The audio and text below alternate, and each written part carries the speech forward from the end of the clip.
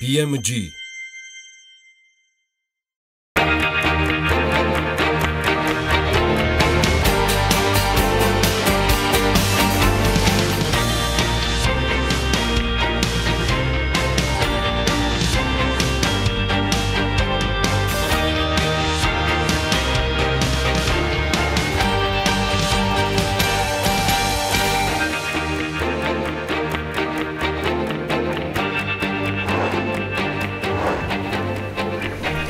იტალიელი მხატვრის ამადეო მოდელიანის წოლიარე შიშველი ქარის სერიიდან ნუკუშეი სოტბის აუქციონზე რეკორდულ თანხად გასვლის და მყიდველმა ტილოში 157 მილიონი დოლარი გადაიხადა.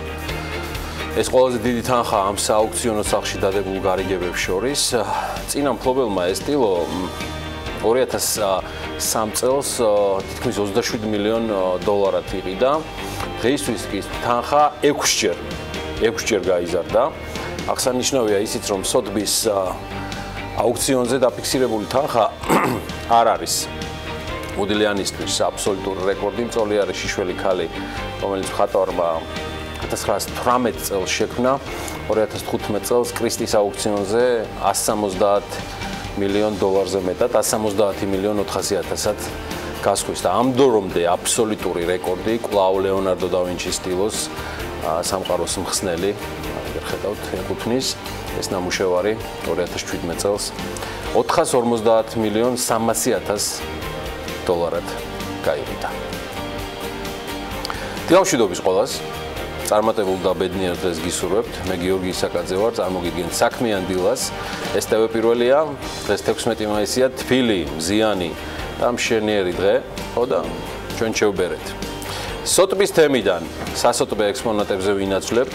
ლიბერტი ბანკის მფლობელმა ბიზნესმენმა ირაკლი რუხაძემ ექს-პრეზიდენტ მიხეილ სააკაშვილის მიმართ სამართლებრივი დავა დაიწყო. პატივის და ღირსების დაცვაზე სარჩელი ჰოლანდიის სასამართლოში შევიდა. ინფორმაცია თავად მიხეილ სააკაშვილმა გაასაჯაროვა Facebook-ის გვერდზე, სადაც დაწერა, რომ რუხაძეს ქართველი ხალხის კვლავ მტერი ბანკირი უწოდა. ქართველი ხალხის მტერბანკირებისგან ერთ-ერთმა ირაკლი რუხაძემ იქირავა ყველაზე ძვირადღირებული იურისტები და სარჩელი შეიტანა ჰოლანდიურ სასამართლოში ჩემს წინააღმდეგ პატივისა და ღირსების დაცვაზე. როგორც ჩანს, მაფიას გონია, რომ გააჩნია პატივი და ღირსება, ხო და მაფია ცდილობს დისკომფორტი შემიქმნას ჰოლანდიაში. მე ამ ქართველი ხალხის ძარცვისგან, გამდიდრებულებისგან განსხვავებით ძვირადღირებული იურისტების ფული არ მაქვს, მაგრამ მალე ვესტუმრები მათ საქართველოში და ბოლო კაპიკამდე დავაბრუნებინებ ქართველი ხალხისთვის მათ მიერ წარქმეულ ფულს. წერს ექს-პრეზიდენტი. ხო და ვიდრე სააკაშვილი აგრძელებს მისთვის სულ რაღაც 7 წლის წინ სათაყვანებელი ბანკირების შემოსვლას, საქართველოში საშუალოდ 5-დან 1 ადამიანი ღარიბია. სოფლიო ბანკის ინფორმაციით სიღარიბის მაჩვენებლის საქართველოს ცენტრალური აზიის და ევროპის რეგიონში მხოლოდ ტაჯიკეთს უსწრებს.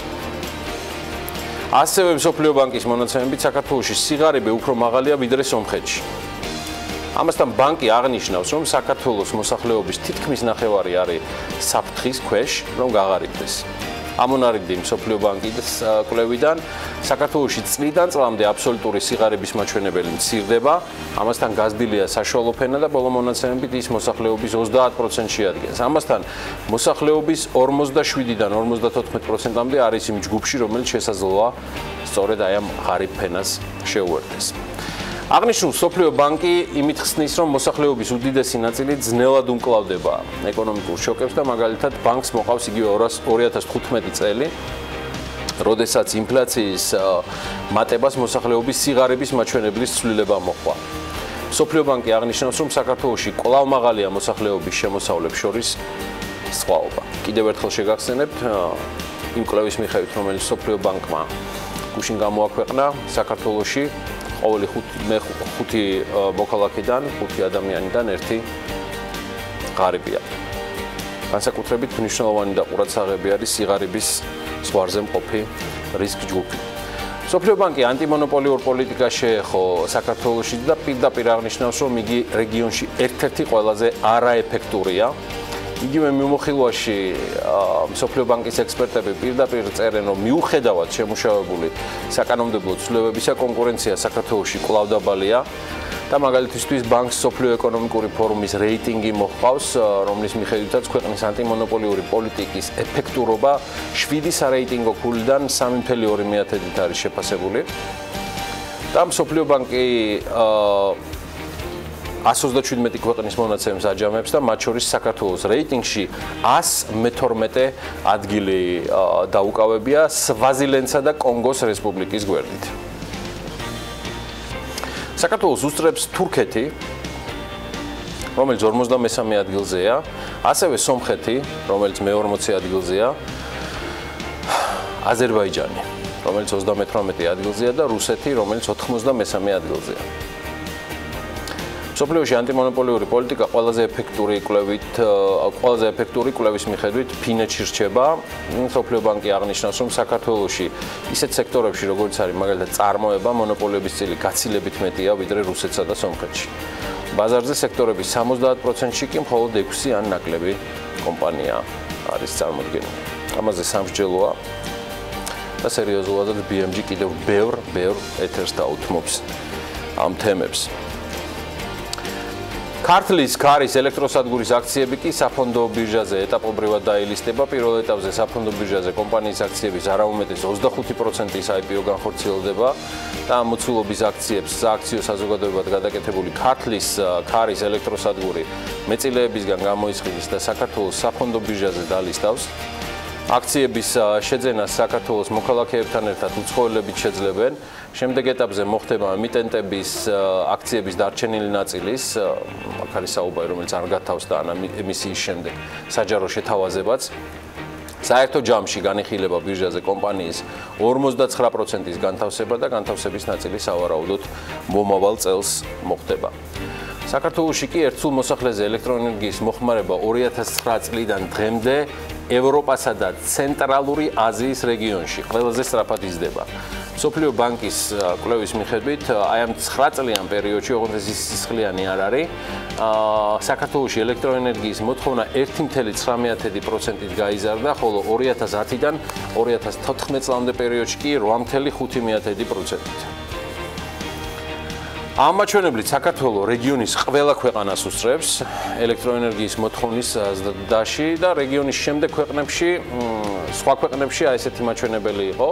როგორც გითხარით, რო ავიღოთ 2010-2014 წლების ზრდა საქართველოში 8.5%-ია დაფიქსირებული, აგერ ბატონო.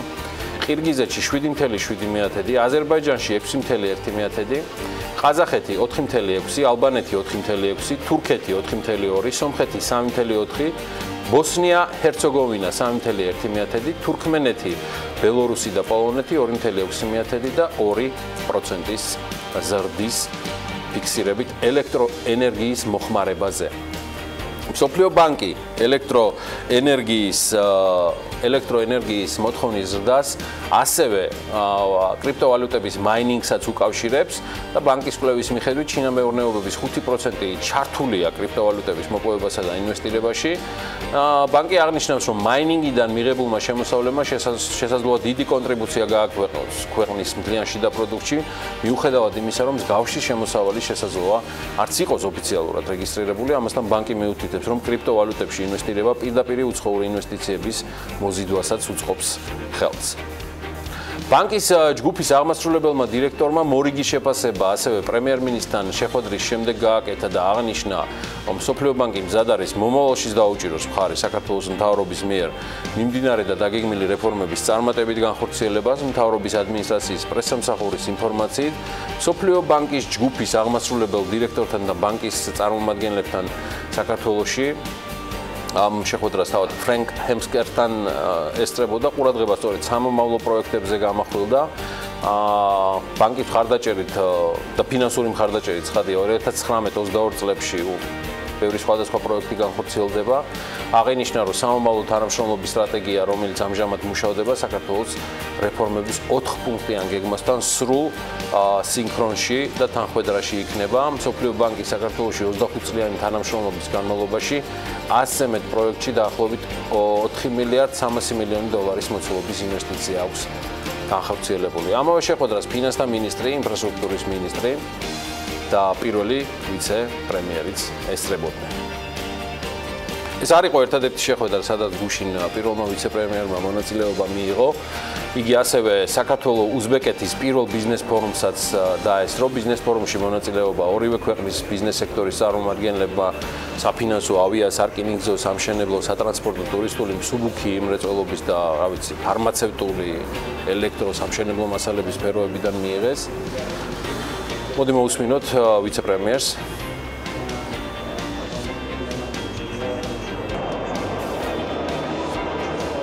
უზბეკეთთან ჩვენ გვაქვს პოზიტიური სავაჭრო ბალანსი, შარშანდელი წლის მდგომარეობით და ასევე გრძელდება წლევანდელ წელსაც, თუმცა რა თქმა უნდა მოცულობები, რომელიც უზბეკეთთან გაგვაჩნია, არ შეესაბამება იმ შესაძლებლობებს, რომელიც გვაქვს და ჩვენი ამოცანა არის, რომ ეს შესაძლებლობები მაქსიმალურად გამოვიყენოთ. უზბეკეთის საგარეო ვაჭრობის მინისტრთან შეხვედრა გუშინვე გარემოს დაცვისა და სოფლის მეურნეობის მინისტრის პირველმა მოადგილემაც გამართა. ამ შემთხვევაში კონკრეტული შეთანხმება შედგა, რომლის მიხედვით ქვეყნები სასოფლო-სამეურნეო ტექნიკის წარმოებისა და ვაზის ჯიშების გამოყვანაში სამეცნიერო-კვლევითი მიმართულებით თანამშრომლობას გეგმავენ. ნახოთ უზბეკეთის დელეგაციის ვიზიტის შედეგებს კიდევ ბევრჯერ მოვიკითხავთ BMG-ს მაყურებლისთვის და მკითხველებისთვის. იმედია ქართულ ვაზსაც ამ შემთხვევაში სათანადოდ მიხედავენ. ეხა უზბეკური საფერავის ჩამოსხმა თუ დაიწყეს ჩვენი მეზობელის სომხებივით, არც ეგ გამეგვირდება. სტუმრიანობა მაისშიც გაგრძელდება. დამოუკიდებლობის დღისთვის საქართველოს 7 ქვეყნის პრეზიდენტი ეწევა. მათ შორის იქნება ლიტვის, ლატვიის, ფინეთის, სომხეთისა და სლოვაკეთის პირველი პირები. ამავდროულად ჩამოვლენ 20-მდე უმაღლესი რანგის დელეგაციის წარმომადგენლები სხვადასხვა ქვეყნებიდან. მოусმინოთ პრეზიდენტის ადმინისტრაციის ხელმძღვანელს. საქართველოს პრეზიდენტის ინიციატივით ქვეყანას ეწევა 7 პრეზიდენტი და ეს არის უპრეცედენტო ფაქტი, ასეთი რამ საქართველოს ისტორიაში ნამდვილად არასოდეს არ მომხდარა. ამავდროულად იქნება 20-მდე უმაღლესი რანგის დელეგაციის წარმომადგენლები სხვადასხვა ქვეყნებიდან. პრაქტიკულად ესეთი ტიპის მაღალი რანგის სტუმრები ერთდროულად საქართველოში არასოდეს არ ჩამოსვლენ. ამ კუთხით იქნება გამორჩეული 26 მაისს და გასაგებია, რატომაც ეს არის ამავდროულად 100 წლის თავი ჩვენი დამოუკიდებლობის. მოკლედ სტუმრიანობა დიდი გველოდება დამოუკიდებლობის დღისთვის. 7 ქვეყნის პრეზიდენტს ამ სტუდიაში ნამდვილად ვერ გვპირდებით, მაგრამ საინტერესო სპიკერები და თემები არც დღეს მოგაკვდებათ. Break time. 16 მაისს დილას საქმიანად იწყებენ გიორგი ჩერქეზიშვილი, გიორგი შამათავა, უჩად ძიმისტარაშვილი, მარიამ ადამიანსტუმარი, საზა შენგელია იქნება. სოფლიო როგორც ასეთი, ალექსი პეტრიაშვილთან ერთად 4 შაბათის ტრადიცია გრძელდება. დილა საქმიანია TV პირველზე.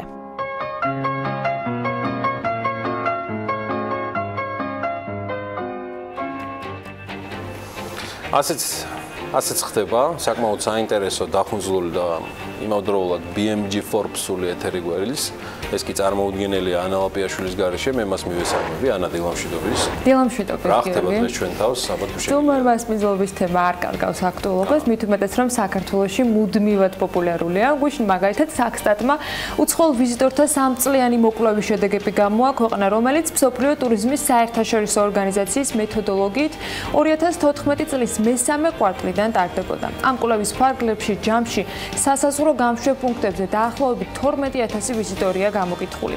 კვლევამ პასუხი გასცა რამდენიმე ძალიან საინტერესო კითხვას. მაგალითად, როგორიც არის, რამდენად კმაყოფილები არიან ვიზიტორები საქართველოში მოგზაურობით, რამდენი ღამით რჩებიან ქვეყანაში, რამდენს ხარჯავენ საშუალოდ და რა მიზნით ჩამოდიან ზოგადად. თუმცა ამაზე მოგვიანებით ბიზნეს სიახლეებში უფრო ცლად ვისაუბრებთ.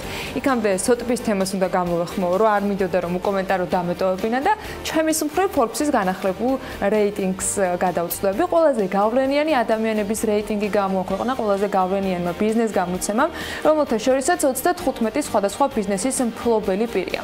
მათ შორის, რა თქმა უნდა, ლიდერობენ ამერიკელები, რომელთა აზიისა და ევროპის წარმომადგენლებიც უკვე მოსდევენ, მათი ქონება კი 5 ტრილიონ ამერიკულ დოლარს აღწევს. ცის სათავეში ეს ყველასთვის კარგად ნაცნობი ამბავია, ონლაინ პლატფორმა Amazon-ის დამფუძნებელი ჯეფ ბეზოსია. ის ერთადერთია, რომლის გვარის გასწვრივაც 12 ნიშნა რიცხვია მითითებული. Amazon-მა ონლაინ ვაჭრობასთან ერთად დაიწყო წიგნის მაღაზიების გახსნაც, ასევე მნიშვნელოვნად განავითარა cloud ბიზნესი. Amazon-ის აქციების ფასი წინა წელთან შედარებით 70%-ით არის გაზრდილი. ამას ნამდვილად არ უჩივიან. ლიდერულ პოზიციებზე ასევე Google-ისა და Alphabet-ის თანადამფუძნებელი ლარი პეიჯიც. საძიებო სისტემის მიღმა პეიჯმა ინვესტიციამ მფრინავი ტაქსის კომპანია Kitty Hawk-შიც განახორციელა, რომელშიც სულ ცოტა ხნის წინ უკვე ახალ ზელანდიაში ტესტირებაც გაიარა. მიუხედავად Cambridge Analytica-ის და Facebook-ის სკანდალისა, პირველ და მეორე ადგილებს არა, მაგრამ მესამე ადგილს ნამდვილად საპატიოდ იკავებს მარკ ცუკერბერგი. Facebook-ის მილიონობით მომხმარებლის პირადი მონაცემების მოპოვებასა და შემდგომ უკვე პოლიტიკური მიზნებით გამოყენებაში დადანაშაულების შემდეგ მისი რეიტინგი მაინც საკმაოდ მყარია. მონაცემთა შესაძლო გამოყენების ფაქტის გაჟღერების შემდეგ მართალია Facebook-ის აქციების ფასი 50 მილიარდით, ანუ დაახლოებით 6.8%-ით დაეცა, მაგრამ ცუკერბერგის კონგრესის წინაშე ოფიციალური მოსმენის პარალელურად Facebook-ის აქციების ფასი 4.5%-ით ისევ გაიზარდა. ასე ხდება კომუნიკაციისას ზოგადად. ცის მეოთხე ადგილს Warren Buffett იკავებს, რომელმაც სულ ცოტა ხნის წინ Kraft Heinz-ი დატოვა. 87 წლის Buffett უკვე წლებია ლიდერულ პოზიციებს ინარჩუნებს. რეიტინგში ასევე Wall Street-ის ერთ-ერთი ყველაზე გავლენიანი ადამიანი ჯეიმი დაიმონიც მოხვდა. JP Morgan-ის აღმასრულებელმა დირექტორმა ცოტა ხნის წინ დაანონსა, რომ მმართველობაში კიდევ 5 წელი დარჩება. JP Morgan-ის აღმასრულებელ დირექტორს Alibaba-ს დამფუძნებელი ჯეკ მა მოსდევს. ამ წელს Amazon-ის მსგავსად Alibaba-მაც ძალიან დიდ წარმატებას მიაღწია. ჯეკ-მამ შეიძლება ითქვას სამსახიობო კარიერაშიც სცადა 2018-ში ბედი. ის ერთ-ერთ მთავარ როლს ასრულებს ჩინურ ფილმში Gong Show Dao-ში. რეიტინგში ასევე მოხვდა Walmart-ის აღმასრულებელი დირექტორიც, რომელმაც 2.3 მილიონი ადამიანის დასაქმება მოახერხა იმ პერიოდის განმავლობაში, ვიდრე ახალ რეიტინგს Forbes-ი ადგენდა. Pablo, საერთოდ რომ ფილმის სახელწოდება გაიმეოროს კიდევ ერთხელ. საგანგებო დამოუწევ, აუთან. ან პირდაპირ ლინკსაც მივაწვდით. Gong Show Dao. რაც მე 75 კაციან სიაში ქართული კომპანია ამგვარი ვეძებე, იმდენი სიკეთე და გახარება ყველა ჩვენს მაყურებელს. ვერ ვიპოვე. და მოდი მივხედოთ ლოკალურ ბიზნეს სიახლეებს და ეგებ გვეშოლოს დემო ჩვენს. ოცნებას კაცი ხომ არ მოუკლავს. საქართველოს ეკონომიკა მომავალ წელს 4.7%-ით გაიზრდება. Standard & Poor's-ის პროგნოზის არეიტინგო კომპანიის წარმომადგენლისგან, რომელიც რუსეთსა და დსთ-ს ქვეყნებს ფარავს. ელმავალ შენებლის ქონების ნაწილი საქართველოს ბანკის მფლობელობაში გადავიდა. სოციალური მომსახურების სააგენტოს კვლევის მიხედვით მოთხოვნა პროფესიული განათლების მქონე სპეციალისტებზე შედარებით მაღალია რეგიონებში და განსხვავდება კონკრეტული რეგიონის სპეციფიკის მიხედვით. ეს ის შემთხვევაა, როცა უკვე ყველაფერი თავიდან ბოლომდე გადადის ანა ლაპიაშვილის გამგებლობაში, თან ისეთი ჩინურ-ჰონკონგური ჩაატარა თავისი ბაფეტებით და ცუკერბერგებით, რომ არ ვიცი. ანა, წარმატებულ ეთერს გისურვებ, მე მგონი კოლაში ძალიან ბევრი ახალი ამბავი გვექს. ბიზნეს სიახლეები ძალიან საინტერესო ამბები გელოდებათ, ასე რომ სულ რამდენიმე წამში ვართ ეთერში.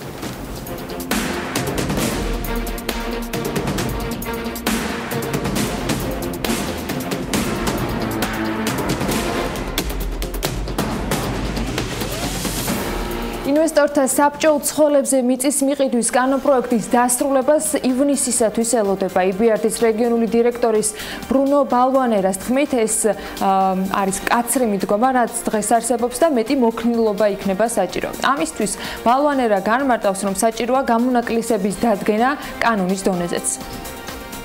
როგორც იცით, აიკრძალა უცხოელებზე მიწის მიყიდვა. მსგავსი პრაქტიკა არა მხოლოდ საქართველოში, არამედ სხვა ბევრ ქვეყანაშიც არის, თუმცა ეს მკაცრი მიდგომაა, რადგან მეტი მოქნილობაა საჭირო. ამიტომ საჭიროა გამონაკლისების დადგენა კანონის დონეზე.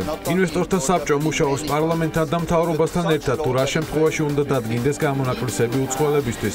დისკუსიები ისევ მიმდინარეობს, ველოდებით, რომ ინვესტორთა საბჭო შემდეგ შეხვედრებამდე, რომელიც ივნისში ჩატარდება, გარკვეულ შეთანხმებამდე მივალთ.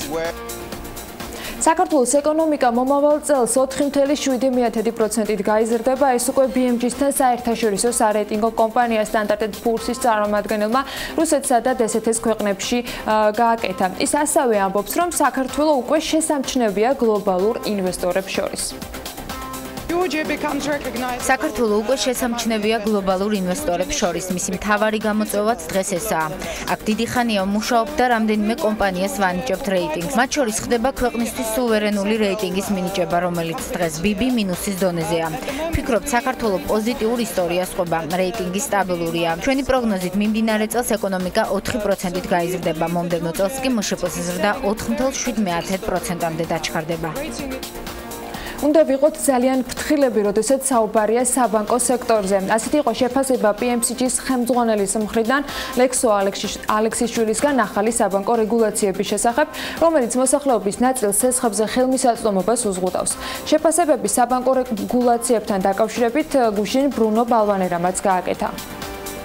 ვფიქრობ, რომ ძალიან ფრთხილად უნდა ვიყოთ ამ თვალსაზრისით და არ ვფიქრობ, რომ ზედმეტი რეგულაცია აქ ეფექტს გამოიღებს. პირიქით, მე ვფიქრობ, რომ ჩვენ უნდა ვიყოთ ძალიან ფაქიზები, ძალიან ფრთხილები იმასთან დაკავშირებით, როცა საუბარი არის საბანკო სექტორზე და შემდგომ უკვე საბანკო სექტორის მხრიდან რეალურ სექტორზე, ბიზნესზე ზეგავლენის თვალსაზრისით. მე გამიჭირდება კონკრეტულად თითოეული მათგანი შევაფასო, ზოგადად არ მგონია, რომ ზედმეტ რეგულაციას აქვს აზრი, პირიქით, რეგულაცია მიმაჩნია, რომ არის ერთ-ერთი შემზღუდავი ფაქტორი ეკონომიკური ზრდის. ელმავალმშენებლის ქონების ნაწილი საქართველოს ბანკის მფლობელობაში გადავიდა. გადაწყვეტილება ამის შესახებ კომპანიის 87%-ის მფლობელმა შეპეს ლოკო ტრანს კომპანიამ მიიღო. საუბარია თბილისში გურამიშვილის ქუჩის 84 ნომერში მდებარე მიწის ნაკვეთებსა და მასზე განთავსებულ უძრავ ქონებაზე. გადაცემული ქონება რამდენიმე 1000 კვადრატული მეტრია. როგორც ელმავალმშენებელში განმარტავენ, ქონების გადაცემას დროებით რეჟიმში მოახდენენ, რომელიც გარკვეული დროის შემდეგ კომპანიას უკან დაუბრუნდება. თბილისის მეტროს განახლებული მოძრავი შემადგენლობები მოემსახურება 15 მაისიდან საბურთალოს ხაზზე მოსახლეობას 2-3 ვაგონიანი განახლებული მოძრავი შემადგენლობა მოემსახურება. ვაგონები სატრანსპორტო კომპანიის მფლობელობაში არსებული ელექტრომოძრავი შემადგენლობის სარემონტო ქარხანაში განახლდა. კახა კალაძე მედიის წარმომადგენლებთან ერთად ამ ვაგონებით მეტროს სადგურ დიდუბემდე იმგზავრა. მოდერნიზაციის ფარგლებში კი აღნიშნა, რომ შეიცვალა მემანქანის კაბინის ფორმა, გაიზარდა მისი მოცულობა, რამაც დამატებითი სივრცე შექმნა. ასევე კაბინა აღიჭურვა თანამედროვე ტიპის მართვის პულტით. შეცვლილია ვაგონების გარე და შიდა დიზაინიც და ფერებიც.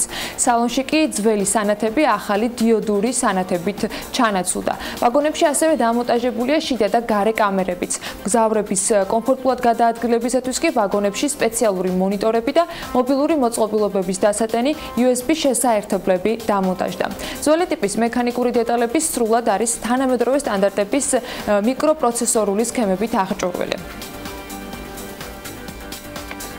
საქართველოს შრომის ბაზარზე მოთხოვნა დაბალი და საშუალო კვალიფიკაციის მქონე კადრებზეა. ამის შესახებ სოციალური მომსახურების სააგენტოს მიერ ევროკავშირის დახმარებით ვაკანსიების მონიტორინგის შესახებ ჩატარებულ კვლევაშია საუბარი.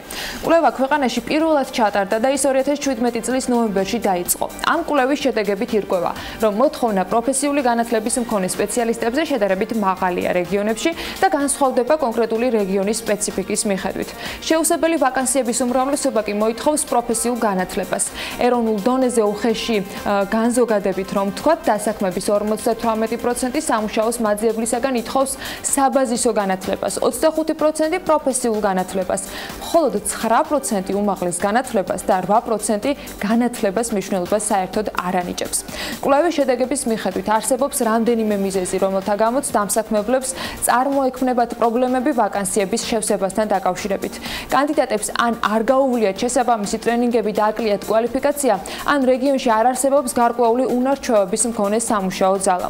მეორე მიზეზი კი, რომლის გამოც ვაკანსიები შეუძლებელი რჩება, ეს მძიმე სამუშაო პირობები და შესაბამისად დაბალი ხელფასებია. მიუხედავად ამისა, დამსაქმებლები არ ზრუნავენ ამ ყველაფრის გაუმჯობესებასა და ცდილობენ დაიქირავონ კანდიდატები დაბალი კვალიფიკაციით და შეარჩიონ ისინი სხვადასხვა რეგიონებიდან.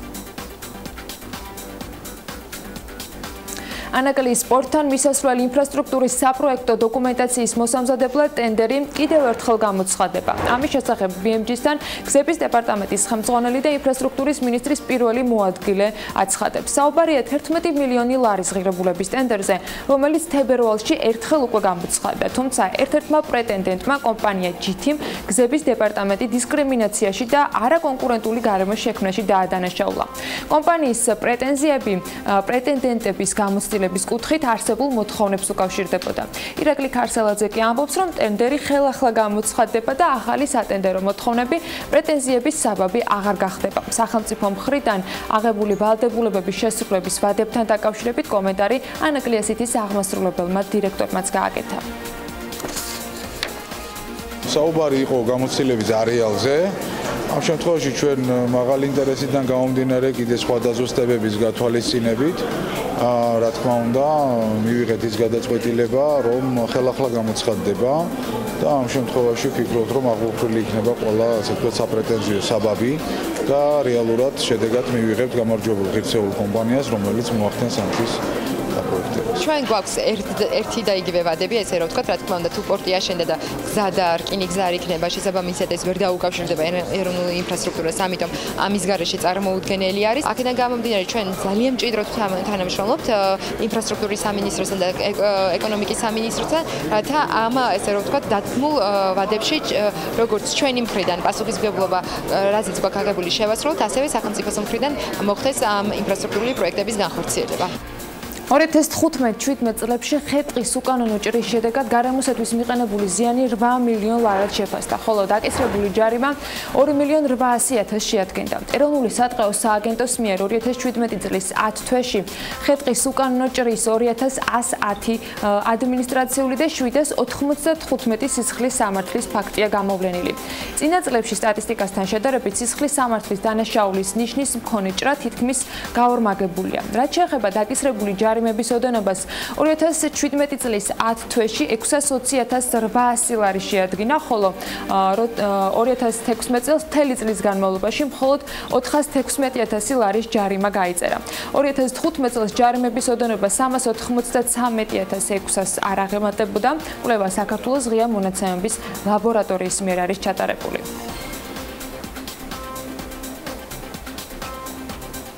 და უფრო ჩაშლილ სტატისტიკას რომ მივყვეთ, ბოლო 2 წელში ხე-ტყის უკანონო გაშახვის ყველაზე მეტი შემთხვევა კახეთშია დაფიქსირებული 4833.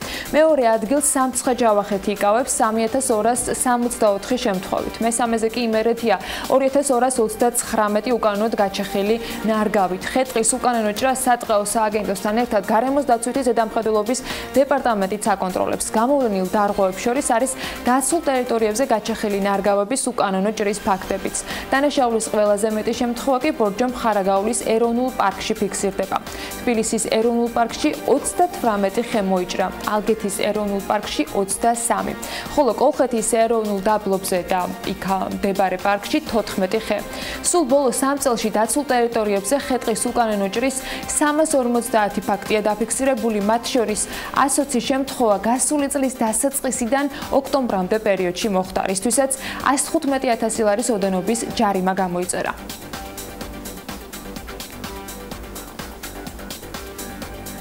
კახეთისა და ახმეტის რაიონის 5 საბავშვო ბაღში 1000 ლარით ჯარიმა გამოიწერება. მიზეზი კვების ბლოკებში აღმოჩენილი კონკრეტული შეუსაბამობებია. BMG-სთან სურსათის ეროვნული სააგენტოს კახეთის რეგიონული სამმართველოს უფროსი ინსპექტორი ამბობს, რომ 5-ვე ბაღს დარღვევების აღმოფხვრამდე საწარმოო პროცესი შეუჩერდა. საუბარია საგარეჯოს რაიონის სოფლების კაგაპეთის და დიდი ჩაილურის, ასევე ახმეტის რაიონის სოფლების აწყურის, ქვემო ალვანის და თხოვანი საბავშვო ბაღებზე. როგორც ნანა ახალმოსულიშვილი განმარტავს, სამზარეულოებში დარღვეული იყო ვენტილაცია, რის გამოც კედლებზე ოფის ნაწილაკები ჩნდებოდა და იყო მათი საკვებში მოხვედრის რისკი. სურსათის ეროვნული სააგენტოს კახეთის რეგიონულ სამმართველოში განმარტავენ, რომ წლის მეორე ნახევარში სხვა რაიონების საბავშვო ბაღებით შემოწმდება. ასე იყო ბიზნეს სიახლეების პირველი ნაწილი, წინ სავალუტო მიმოხილვა გველოდება და ამის პროგნოზით ძალიან მალე დაგებრუნდებით.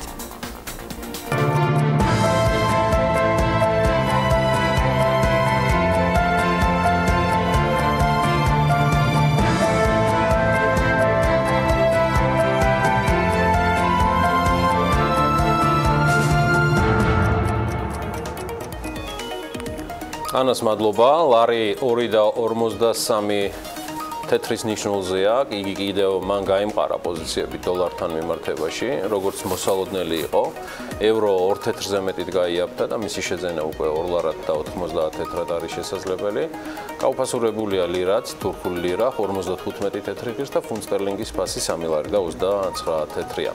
იმდენად წლის აპრილში საქართველოს სახელმწიფო ვალის მოცულობა 208 მილიონი ლარით არის გაზრდილი და მან ჯამში 16 მილიარდი 600 მილიონი ლარი შეადგინა. დოლარში გამოსახული საგარეო სახელმწიფო ვალი 54 მილიონი დოლარით არის შემცირებული, მაგრამ ლარის კურსის გაუფასურების გამო ლარში გამოსახული საგარეო სახელმწიფო ვალი 118 მილიონი ლარით გაიზარდა.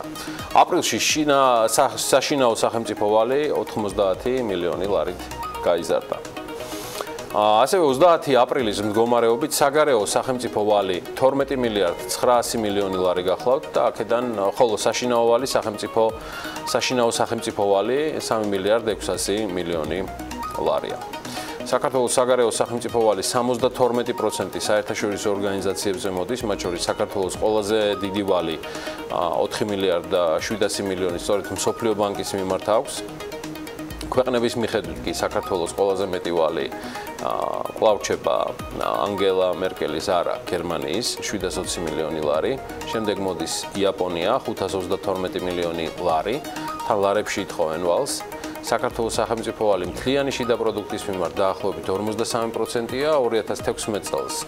აღნიშნული მაჩვენებელი მთლიანი შიდა პროდუქტის 44.4% იყო, ხოლო 2012 წლის ბოლოს ეს ნიშნული 32.6%-ზე იყო შეჩერებული. სავალუტო ფონდის მონაცემებით კი სამხრეთ კავკასიის და ცენტრალური აზიის ქვეყნებში საქართველოში პრობლემური სესხების ყველაზე დაბალი წილია. და ორგანიზაციის გამოქვეყნებული მიმოხილვის მიხედვით პრობლემური სესხები საქართველოში 20%-ზე ნაკლებია. სომხეთში 20%-ს აჭარბებს, აზერბაიჯანში თითქმის 40%-ს აღწევს, ყაზახეთში დაახლოებით 45%-ია, ტაჯიკეთში 60%. სტატისტიკა უზბეკეთს და თურქმენეთს არ მოიცავს ჯერჯერობით, ეთყობა იქ სულ პრობლემებია ამ პირიქით, საერთოდ არ არის პრობლემა. სავალუტო ფონდის ანგარიში ასევე ასახულია ეროვნული ბანკის მონაცემებით, რომელიც საიტზე გამოქვეყნებული სტატისტიკის მიხედვით ეგრეთ წოდებული უმოქმედო სესხების წილს ითვლის, რომელიც საქართველოში ასევე იკვლევს თუ ჩარჩანწინ, ანუ 2016-ის პირველ კვარტალში ასეთი სესხები 8.6% შეადგენდა, 2017-ში პირველ კვარტალში 7%-მდე, ხოლო წელს პირველ კვარტალში 5.5%-მდე არის შემცირებული. დავტყვეთ ამინდის პროგნოზით და ანა ლაპიაშვილით გარემოს ეროვნული სააგენტოს ინფორმაციებზე დაყრდნობით. ამინდის პროგნოზის სპონსორია SEU Development. გარემოს ეროვნული სააგენტო კი გვატყობინებს, რომ საქართველოში ამინდი განპირობებული იქნება ამიერკავკასიის ჩრდილოეთიდან მოქმედი ცივი ჰაერის მასების და სამხრეთიდან გავრცელებული თბილი ჰაერის მასების ურთიერთქმედებით.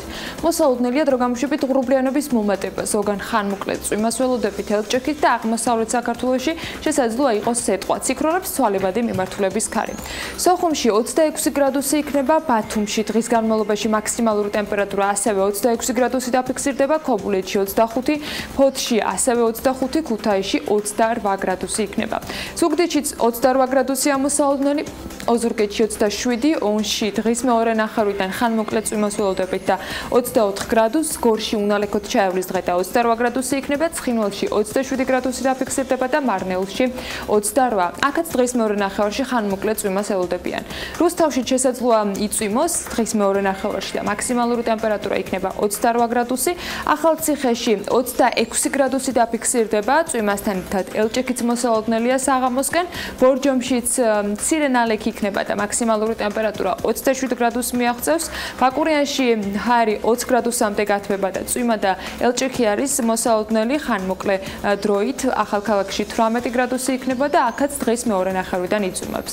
სტეფანწმინდაში საღამოსკენ წვიმაა მოსალოდნელი და აქაც 18 გრადუსი დაფიქსირდება. თელავში 28 გრადუსამდე თბება ჰაერი და იწვიმებს დღის ბოლოს. თბილისს რაც შეეხება დრო გამოშვებით ღრუბლიანობა მოიმატებს დედაქალაქში დღის მეორე ნახევრიდან. ხანმოკლე წვიმა ელჭექით არის მოსალოდნელი, ცვალებადი მიმართულების ქარი იქროლებს და ტემპერატურა მაქსიმუმ 28 გრადუსს მიაღწევს. ერთადერთი რასაც დავამატებ არის ის, რომ საქართველოს ტერიტორიულ წყლებში ნატოს მუდმივმოქმედი მეორე საზღვაო შენაერთი შემოვიდა. მის შემადგენლობაში შედის საფლაგმანო ხომალდი HMS Duncan-ი, ეს დიდი ბრიტანეთია. TCG გემლიკი თურქეთიდან, BGS დრასკი ბულგარეთის და RC რეგელე ფერდინანდი რუმინეთის ფლოტილიიდან. ნატოს მუდმივმოქმედ მეორე შენაერთს კომოდორი მაიკლ უტლი ხელმძღვანელობს. ნატოს მუდმივმოქმედი მეორე საზღვაო შენაერთის ხომალდები ფოთის პორტის ნავმისადგომში 18 მაისამდე დარჩებიან და საქართველოს შინაგან საქმეთა სამინისტროს სანაპირო დაცვის დეპარტამენტთან ერთად სხვადასხვა სწავლებასა და წვრთნებში მიიღებენ მონაწილეობას. აკი დაკვირდით, რომ წინ საკმაოდ საინტერესო ამბები და სტუმრიანობა გელით ყველას წარმატებულ დღეს გისურვებთ. კიდევ ერთხელ ვნახოთ ჩვენი სტუმრების, სპიკერების და თემების ჩამონათვალი და სულ მალე გიბრუნდებით ჩვენს პირველ სტუმართან ერთად. 16 მაისს დილას საქმიანად იწყებენ გიორგი ჩერქეზიშვილი, გიორგი შამათავა, უჩად ძიმისტარაშვილი, მარიამ ადამიანსტუმარი, საზა შენგელია იქნება. სოფლიო როგორც ასეთი, ალექსი პეტრიაშვილთან ერთად 4 შაბათის ტრადიცია გრძელდება. დილა საქმიანია TV პირველზე.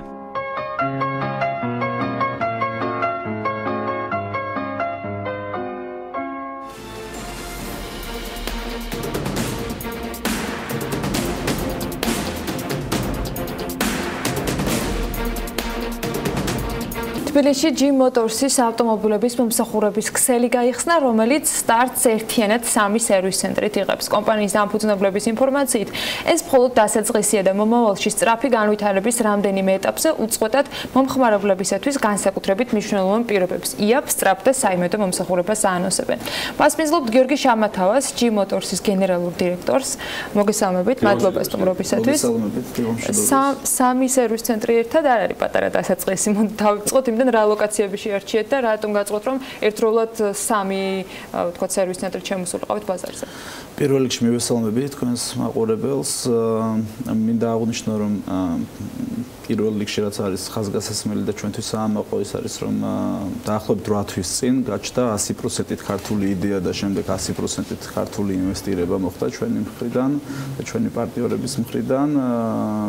კომპანია G Motors-ის იდეა გაჩნდა და დაახლოებით 8 თვის წინ დავიწყეთ ჩვენ სამივე ლოკაციაზე ერთდროულად აღნიშნული სერვის ცენტრების შექმნა. ლოკაციები არის ქალაქ თბილისი, ქავთარაძის ქუჩა, რომელიც ოდიდგანვე არის ამ მიმართულებით დატვირთული თბილისში.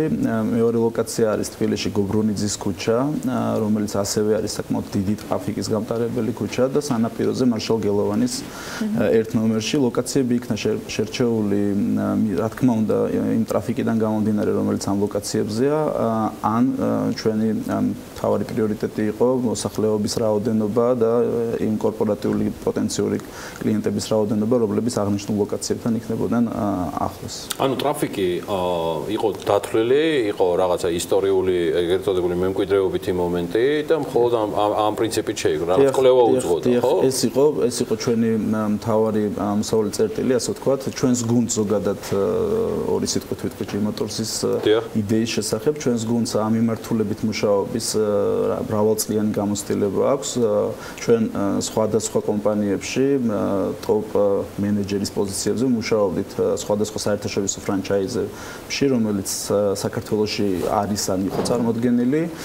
აქედან გამომდინარე ჩვენ მაქსიმალურად გამოვიყენეთ ყველა ის ცოდნა, კვლევა და ასე შემდეგ, რომელიც იყო ჩვენს ხელთ და ეს იყო მთავარი მიზეზი, ასე ვთქვათ, ლოკაციების შეშლილ. ხარ აღნიშნეთ, რომ მაგათად ქავთარაძის შემთხვევაში, სადაც ისედაც ბევრი მსგავსი მომსახურების პოვნა შეიძლება და ძირითადად მოდით ვთქვათ, რომ შეჩვეულ ვთქვათ მომსახურების ცენტრებში მიდიან ხოლმე მომხმარებლები, რატომ და რითი იქნება გამორჩეული G-Motors-ი იმისათვის, რომ კლიენტები მოიზიდოს რეალურად, იმიტომ რომ როგორც აღნიშნე, ყოველთვის მიდის მომხმარებელი იმ ადგილას, სადაც მიჩვეულია ნაცნობი ადამიანი მუშაობს და ასე შემდეგ, თუ კი ირჩევს ასეთ ვთქვათ მომსახურებას. კი ბატონო, სიმართლე რომ გითხრათ, ზუსტად თქვენი კითხვა იყო ჩვენი იდეა, ჩვენი ასე ვთქვათ შერჩევისას მთავარი პასუხი, იმიტომ რომ ჩვენს გუნდს მიაჩნია, რომ სწორედ იქ უნდა ვიყოთ, სადაც აღნიშნული იმ ტერიტორიებზე უნდა ვიყოთ, სადაც აღნიშნული სფეროში არის საკმაოდ ბევრი სხვადასხვა კომპანია დაკავებული, ჩვენ არ გვეშინია კონკურენციის და პირიქით ძალიან გვიხარია, რაც უფრო მეტი კონკურენცია იქნება უპირატესობა.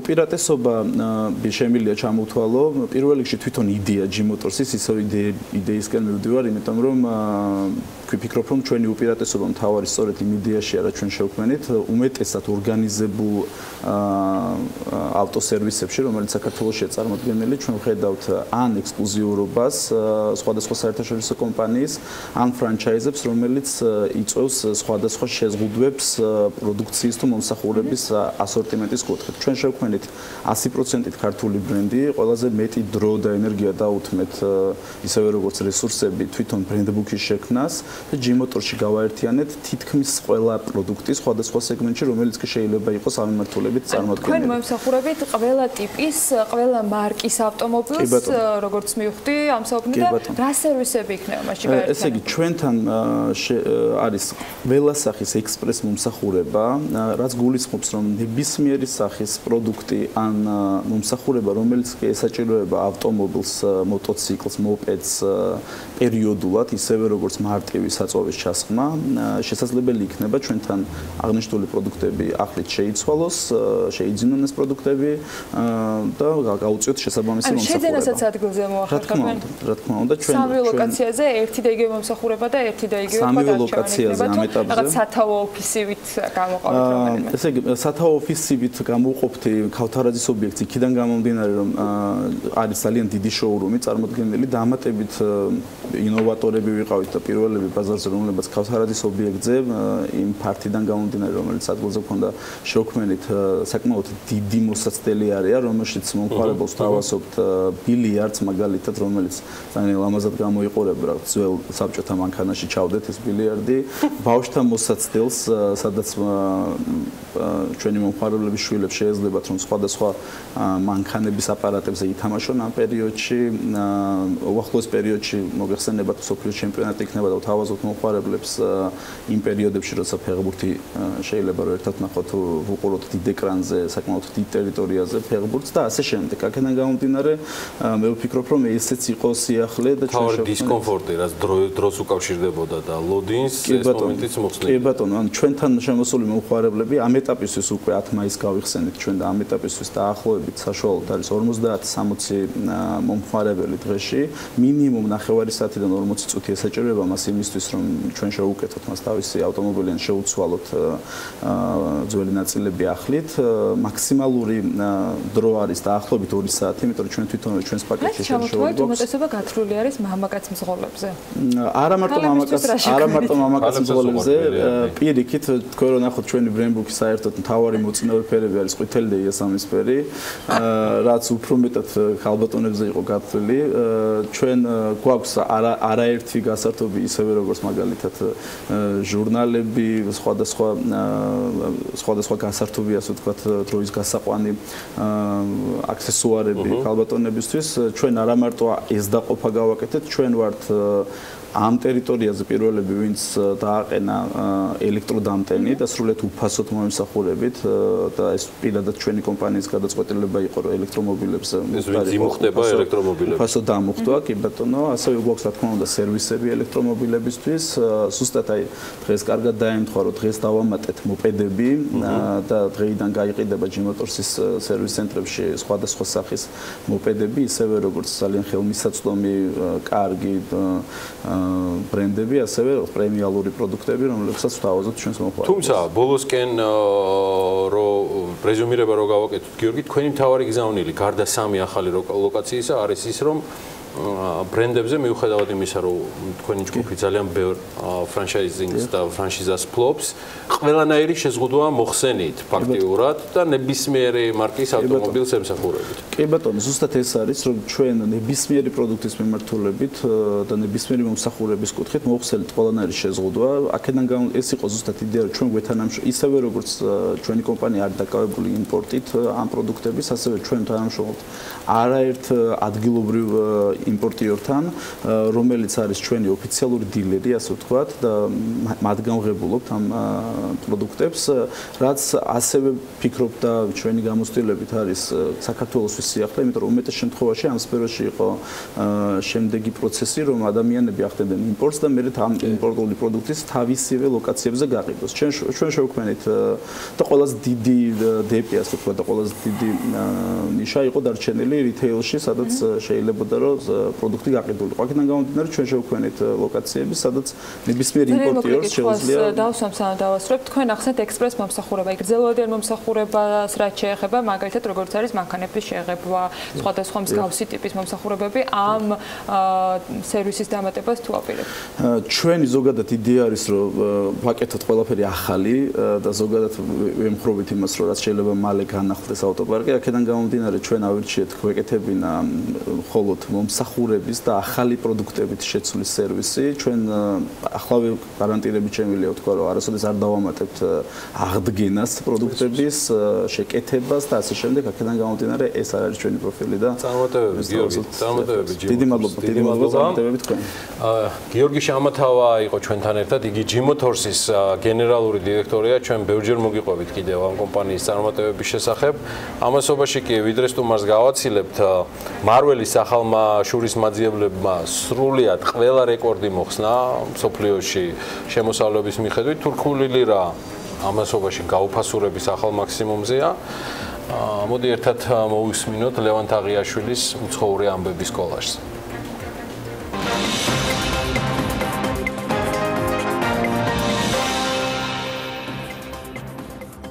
საერთაშორისო სავალუტო ფონდის ხელმძღვანელმა კრისტინა ლეგარდმა განაცხადა, რომ გაზრდილმა პროტექციონიზმმა შეიძლება გლობალური ეკონომიკური ზრდა შეაჩეროს, რადგან ჯანსაღი განვითარება სწორედ ვაჭრობაზე დგას.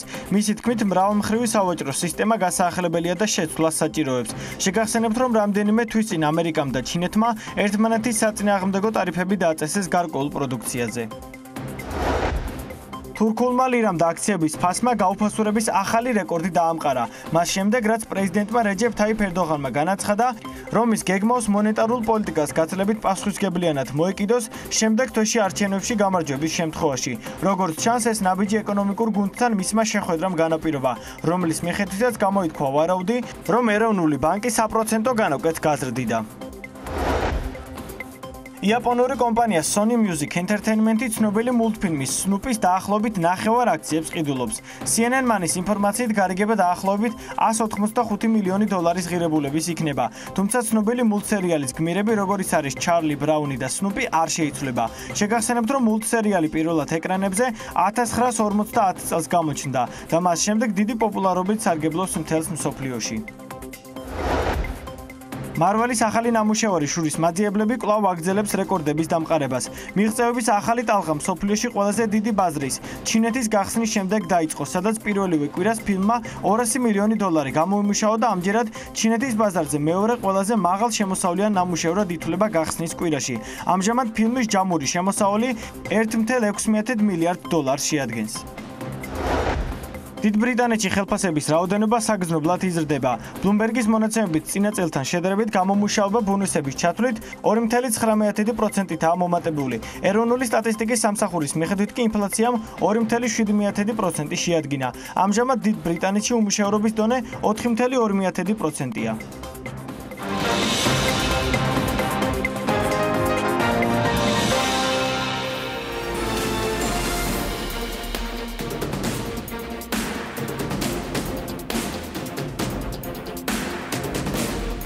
სტარტაპ ეკოსისტემის გაუმჯობესებისთვის სტარტაპ კვირეული იწყება. კარტოფლისა და დასვენებისთვის ჩამოსული ტურისტები უფრო მეტს ხარჯავენ მოგზაურობისას, ვიდრე, ვთქვათ, ნათესავების მოსანახულებლად ჩამოსულები. განხორციელებული ვიზიტებიდან კმაყოფილების ხარისხის შემოწმებისას ძალიან კმაყოფილი საქართველოსთან სტუმრად ყოფი ვიზიტორების 54% მოდის. მოკლედ ძალიან კმაყოფილი ყოლია 54%. და კიდევ ერთი იცით, განსაკუთრებულად ვაკვირდები ხოლმე თქმის ყველა ახალ ამბავს, რომელსაც გიზიარებთ და გუშინ საღამოსკენ ეს ამ შემთხვევაში შემომრჩა ხელთ და საჭირო ჩავთვალე ყველა ცოდნოდა და იმედი მაქვს ყველას გაგახარებთ. ქიმიური ნივთიერება კროტით მოწამლული ბავშვები იაშვილის სახელობის ბავშვთა სამანტყოფროდან გაწერეს. ის პატარები არიან 5 და 9 წლის ბავშვები. ტოქსიკოლოგიურ დეპარტამენტში რომ კურნალობდნენ, კიდევ ერთხელ შეგახსენებთ, რომ 5 წლის გოგონამ და 9 წლის ბიჭმა ისინი სამონტყოფოში 9 მაისს შეიყვანეს და როგორც ცნობილია, ბავშვებმა ტკბილეულის ნაცვლად მილების საწმენდი ქიმიური ნივთიერება კროტი მიიღეს და ეს იყო, ასე ვთქვათ, მიზეზი უმძიმესი ინტოქსიკაციისა, ასე რომ ყველა ჯანზეა თქვენც იგივეს გისურვებთ, თქვენ შვილებთან და შვილიშვილებთან ერთად საქმიანი დილა გრძელდება და მე მგონია, რომ როცა რაღაცა ნეგატიურს გაუუშვებთ ინფორმაციას, რომ არ იქა კროტი და მთელი ამბავი და რაც თავარია, ბავშვები გადარჩნენ, ესეც აუცილებლად მოვაუწყოთ ჩვენს მაყურებელს.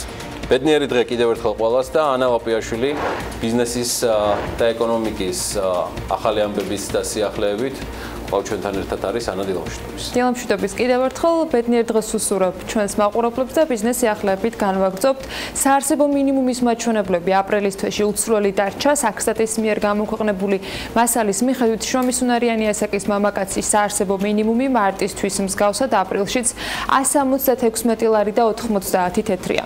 აღსანიშნავია, რომ 2017 წლის ამავე პერიოდთან შედარებით შრომისუნარიანი მამაკაცის საარსებო მინიმუმი 7 ლარით და 20 თეთრით არის გაზრდილი. უცვლელია საშუალო ოჯახის საარსებო მინიმუმით და ის 296 ლარს და 70 თეთრს შეადგენს. ერთადერთი მცირე ცვლილება ორსულიანი ოჯახის ხარჯების მხრივ და ფიქსირდება ასეთი ფორმით 250 ლარის და 70 თეთრის შემადგენლობით სახელდება დღეს, რაც მარტისთვის მაჩვენებელზე 10 თეთრით მეტია.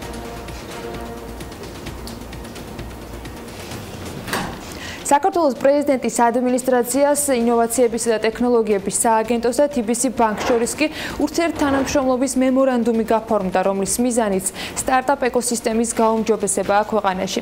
ამ მემორანდუმის ფარგლებში პარტნიორები ერთობლივ პროექტებს განახორციელებენ ინოვაციური და სამეწარმეო გარემოს ფორმირების ხელშეწყობის, სტარტაპების საინვესტიციო გარემოს გაუმჯობესების და ახალგაზრდების სამეწარმეო აქტივობების სტიმულირების მიმართულებით. მემორანდუმის გაფორმების შემდეგ პარტნიორებმა პირველი პროექტის სტარტაპ კვირეულის დაწყება დაანონსეს, რომელიც მაისის ბოლოს თბილისში და ივნისის ბოლოს უკვე ზუგდიდში ჩატარდება. ამ პროექტის მიზანია შეიქმნას სივრცე, სადაც სტარტაპ ეკოსისტემის მოთამაშეები ერთმანეთს გააცნობენ თავიანთ საქმიანობას და დაამყარებენ საქმიან კავშირებს.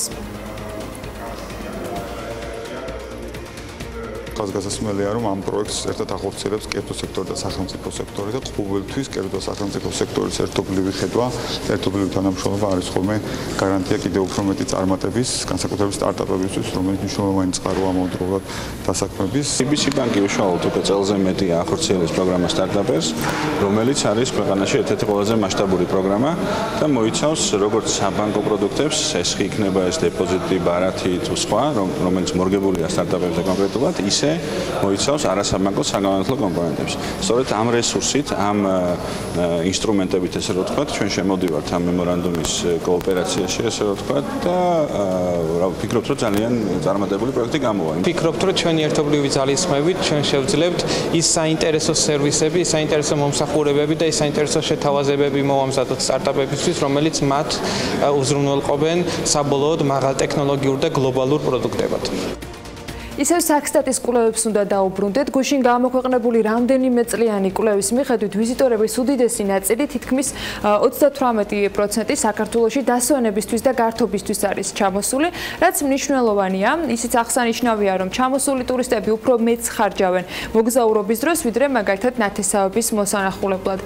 მეგობრების ნათესაობის სანახავად ჯამში ვიზიტორების 22% სტუმრობდა საქართველოს. ეს შეგვიძლია ახსნათ იმითაც, რომ ქვეყანაში ვიზიტორების უდიდესი ნაწილი მეზობელი ქვეყნებიდან არის, მათ შორის რუსეთიდან. ტრანზიტი ანუ სხვა ქვეყანაში გადასვლის მიზნით კი ვიზიტორების 18% სარგებლობდა. თქვენ დაინახავთ, რომ შოპინგისათვის ასევე საქართველოში იმოგზაურა 9.5%-მა სრული ვიზიტორებისა, რაც დაახლოებით 9.5 მილიონს აღემატება. პროფესიული და ეკონომიკური საქმიანობისათვის კი საქართველოს სტუმრობდა ვიზიტორების 8.2% მხოლოდ. მკურნალობისა და გაჯანსაღებისათვის კი მხოლოდ 2.7%. 2017 წელს განხორციელებული ვიზიტებისას გაწეული წლიური ხარჯი იყო 5.8 ლარის დოლარი, რაც 31.6%-ით მეტია წინა წლის ამავე პერიოდის მაჩვენებელზე. კვლევის მიხედვით გაზრდილია ვიზიტზე საშუალო ხარჯიც.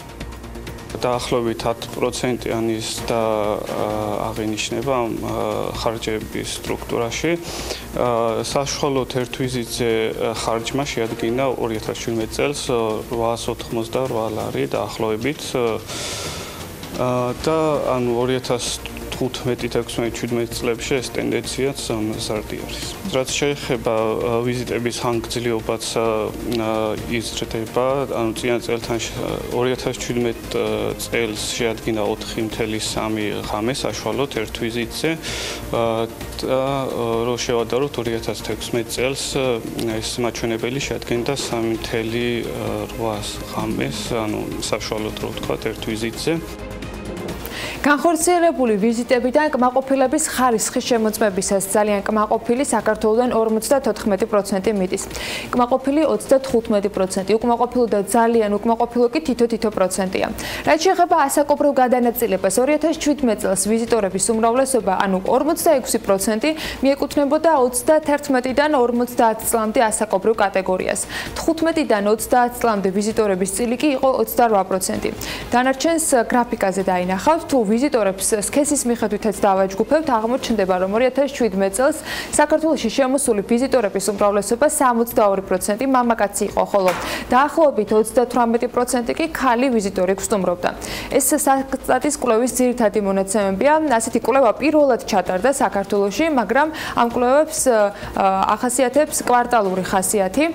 პრეზენტაციას ტურიზმის ეროვნული ადმინისტრაციის ხელმძღვანელიც ესწრებოდა გუშინ, გიორგი ჩოგოვაძის შეფასებით კვლევა მათ უფრო მეტი ანალიზის საშუალებას მისცემს მომავალში. პრეზენტაციის სახით გავრცელდა და საზოგადოებას მიეწოდა, უფრო დეტალურად არის აღწერილი ის პროცესები, თუ ეს ადამიანები თუნდაც როგორ ხარჯავენ ფულს საქართველოს მასშტაბით.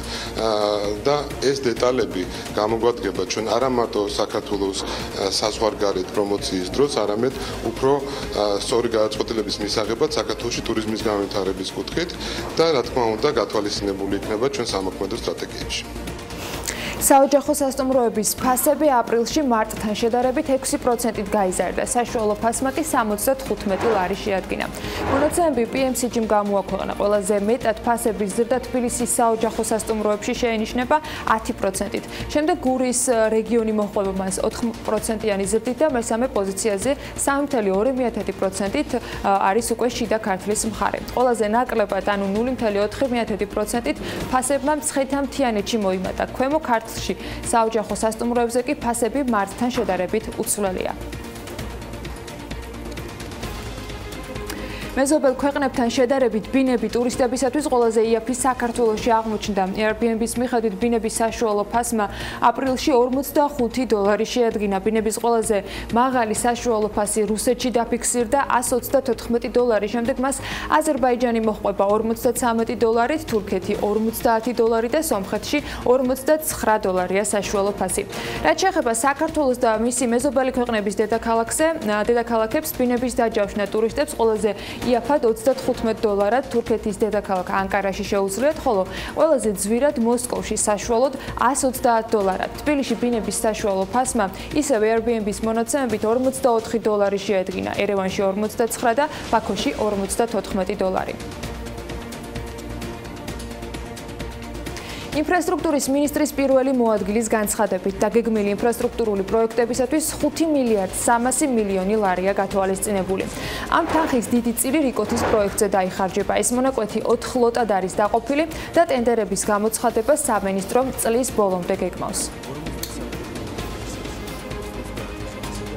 დასრულების პირას არის პროექტები, სატენდერო დოკუმენტაციის დრაფტები ამ შემთხვევაში გაცვლილია საფინანსო ინსტიტუტებთან და ახლო მომავალში გამოცხადდება საერთაშორისო ტენდერები.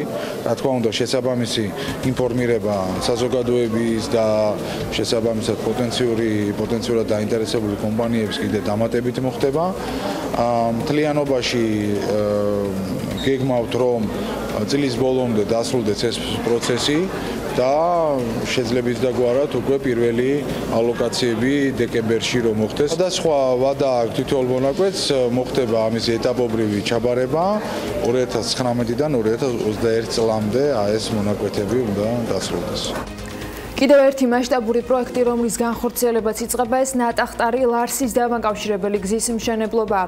ამ პროექტის ფარგლებში 9 კილომეტრის სიგრძის გვირაბი უნდა აშენდეს. ტენდერს კი ახლო მომავალში გამოაცხადებენ.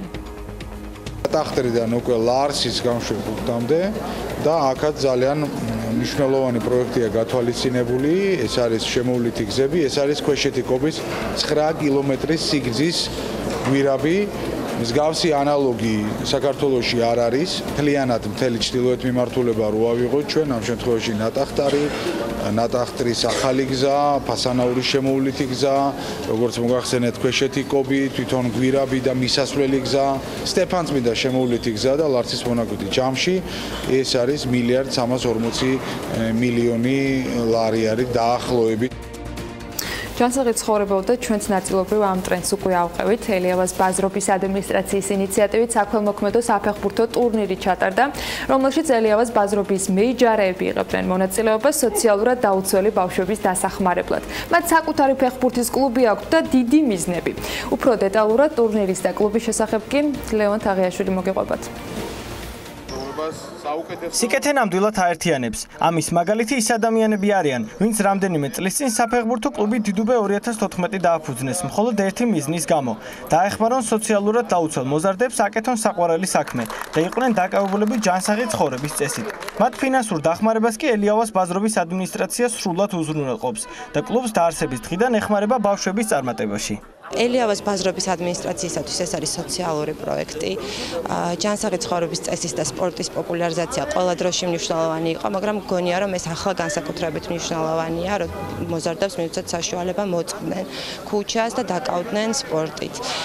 ეს კლუბი 2014 წლიდან არსებობს. ელიავას ბაზრობის ადმინისტრაცია სრულად აფინანსებს მათი სწავლის საფასურს, ზაფხულში და ზამთარში გასვლითი ვარჯიშის ხარჯებს, ეკიპირებას და ეს ტურნირიც ანუ ელიავას თასი სწორედ იმისთვის მოვიფიქრეთ, რომ უფრო მეტი мотиваცია ქონდეთ ამ ბავშვებს. სწორედ ამ ბავშვების დასახმარებლად უკვე მეორე წელია იმართება საქველმოქმედო ტურნირი ელიავას თასი, სადაც ელიავას ბაზრობის მეიჯარეები მონაწილეობენ. ტურნირით მიღებული თანხა კი სრულად გადაერიცხება კლუბ დიდუბე 2014-ს. პირველ რიგში დიდი მადლობა ორგანიზატორებს, ესეთი კარგი ტურნირი რო ტარდება.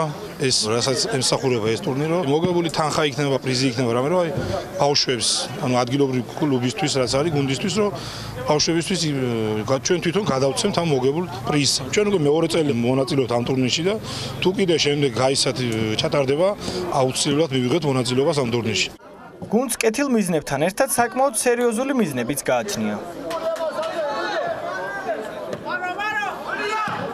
სამომავლო გეგმებსაც შეეხება, გვაქვს ღია ლიგის ჩემპიონატის მოგების გეგმა, რომლის შესრულების შემთხვევაშიც გადავიწევთ რიგით მეოთხე ლიგაში და შემდეგ უფრო უკეთესად გავაგრძელებთ ბავშვების აღზრდას. ჯანსაღი ცხოვრების წესი და სპორტის განვითარება ყოველთვის მნიშვნელოვანია, განსაკუთრებით მაშინ, როცა საქმე მომავალ თაობას ეხება. და საქართველოს ეკონომიკისა და მდგრადი განვითარების სამინისტრო და სამინისტროს სააგენტო აწარმოეს საქართველოში მხარდაჭერით ქართულ კომპანიებს საშუალება ჯერ კიდევ აქვთ. მოდი მე ესე ვიტყვი და რატომ ესე ამაზე ცოტა მოგვიანებით. მონაწილეობა მიიღონ მსოფლიოში ერთ-ერთ ყველაზე მასშტაბურ და გრანდიოზულ გამოფენაში. საუბარია China International Import Expo-ზე. ის 5-დან 10 ნოემბრის ჩათვლით ჩატარდება ჩინეთის სახალხო რესპუბლიკის ქალაქ შანხაიში. ეს იყო ალბათ ერთ-ერთი მიზეზი უმთავრესი, რის გამოც დილას თხოვეთ მოსვლა გიორგი ჩერქეზიშვილს ეკონომიკის მინისტრის მოადგილეს. გიორგი, დილამშვიდობის. დილამშვიდობისა. პირველ რიგში დიდი მადლობა. მადლობა რომ ხართ ჩვენთან ერთად სტუდიაში და ძალიან მოხალულობ. სულ ჩართვაზე. ხო, მაგრამ საკმაოდ აქტიურად ჩვენთან თანამშრომლობისთვის და მადლობა დიდი. მადლობა თქვენ. სანამ ჩემი შესავლის ცოტა მეტი იმას გავაკეთებ ვალიდაციას და გინდა მონეტიზაციას, ამაზე ცალკე ვიტყვი. მე მინდა კარგად ახსნათ რა არის ეს ღონისძიება, თორედ დაგეგმვას რომ ვიწყებთ 5-6 თვით ადრე, ამაში მე მგონი არაფერი არ არის განსაკუთრებული. რა ღონისძიებასთან გვაქვს საქმე? პირველ რიგში, როგორც აღინიშნა, ეს გახლავთ ერთ-ერთი ყველაზე დიდი ღონისძიება, რომელიც ჩინეთში ტარდება. ეს არის პირველად ტარდება ჩინეთში ჩინეთის საერთაშორისო იმპორტის ღონისძიება, რომელიც არის დაკავშირებული მხოლოდ იმპორტთან მიმართულებით და ამ ღონისძიებაზე წარმოდგენილი იქნება ჩინეთის მხრიდან და რეგიონის მხრიდან 150,000-მდე მყიდველი კომპანია, ეგრეთ წოდებული ბაიერი და ეს განთავსებული იქნება, როგორც აღინიშნა, 5-დან 10 ნოემბრის ჩათვლით და ეს იქნება შანხაიში. თვითონ შანხაის ეს საგამოფენო სივრცე გახლავთ ძალიან დიდი სივრცე, რომელშიც არის 8 სხვადასხვა სექტორული პავილიონი, ცალკე გარდა ამისა, ცალკე განგრევნილად იქნება ქვეყნის პავილიონი და ჩვენ შესაძლებლობა გვექნება, რომ ქართული კომპანიები წარვადგინოთ და მოხდეს ქართული ექსპორტის ახალისება, რაშიც ჩვენ და ასევე ჩართულია სოფლის მეურნეობის სამინისტროს ღვინის სააგენტო ერთობლივად მოვახდენთ ქართული კომპანიების წარდგენას აღნიშნულ გამოფენაზე. რადგან წინასწარ გეგმება დაარწმუნებული, რომ ბევრი დეტალი იცით და ამ გამოფენის შესახებ, რამე შეზღუდვა თუ არსებობს კომპანიების ან წარმოების რამე კონკრეტული მიმართულებები თუ არის პრიორიტეტული, პროფილების მიხედვით თუ ყველას ვისაც სურვილი აქვს და წარმოუდგენია, რომ საკუთარი პროდუქცია შეუძლია გაიტანოს, მონაწილეობა მიიღოს მასში. პირველ რიგში უნდა აღინიშნოს, რომ პროფილურად გარკვეული ტიპის შეზღუდვები არ არის, უბრალოდ პროფილურად ხდება პავილიონებში განთავსება თითოეული სექტორის, სადღაც იქ ერთად იყოს თავმოყრილი და გავადვილდეთ ეგრეთ წოდებულ ბაიერებს ამ კომპანიებთან კომუნიკაცია და პავილიონებში მოხდეს განთავსება სექტორული მიმართულებით. კომპანიების კრიტერიუმები არის განსაზღვრული იმ კუთხით, რომ ეს რადგან პირველად ტარდება წელს შედარებით, ასე ვთქვათ, უფრო მეტი შესაძლებლობა ეძლევათ კომპანიებს, რომ და ქვეყნებს, რომ წარადგინონ სხვადასხვა კომპანიები, თუმცა ჩვენ ვიცით და გვაქვს გარკვეული კონკრეტული პრაქტიკული მაგალითები, როცა მოხდა გარკვეული კომპანიების, ასე ვთქვათ, ამოღება სიიდან იმის გამო, რომ მოხდა გადამოწმება ამ კომპანიების, არა მარტო ქართული, ჩინური მხარე ამოწმებს ამას თვითონ, როცა ეს კომპანიები არ შეესაბამებოდნენ იმ მოთხოვნებს, რა მოთხოვნები და მოლოდინიც აქვთ, ასე ვთქვათ, იქაურ ბაიერებს.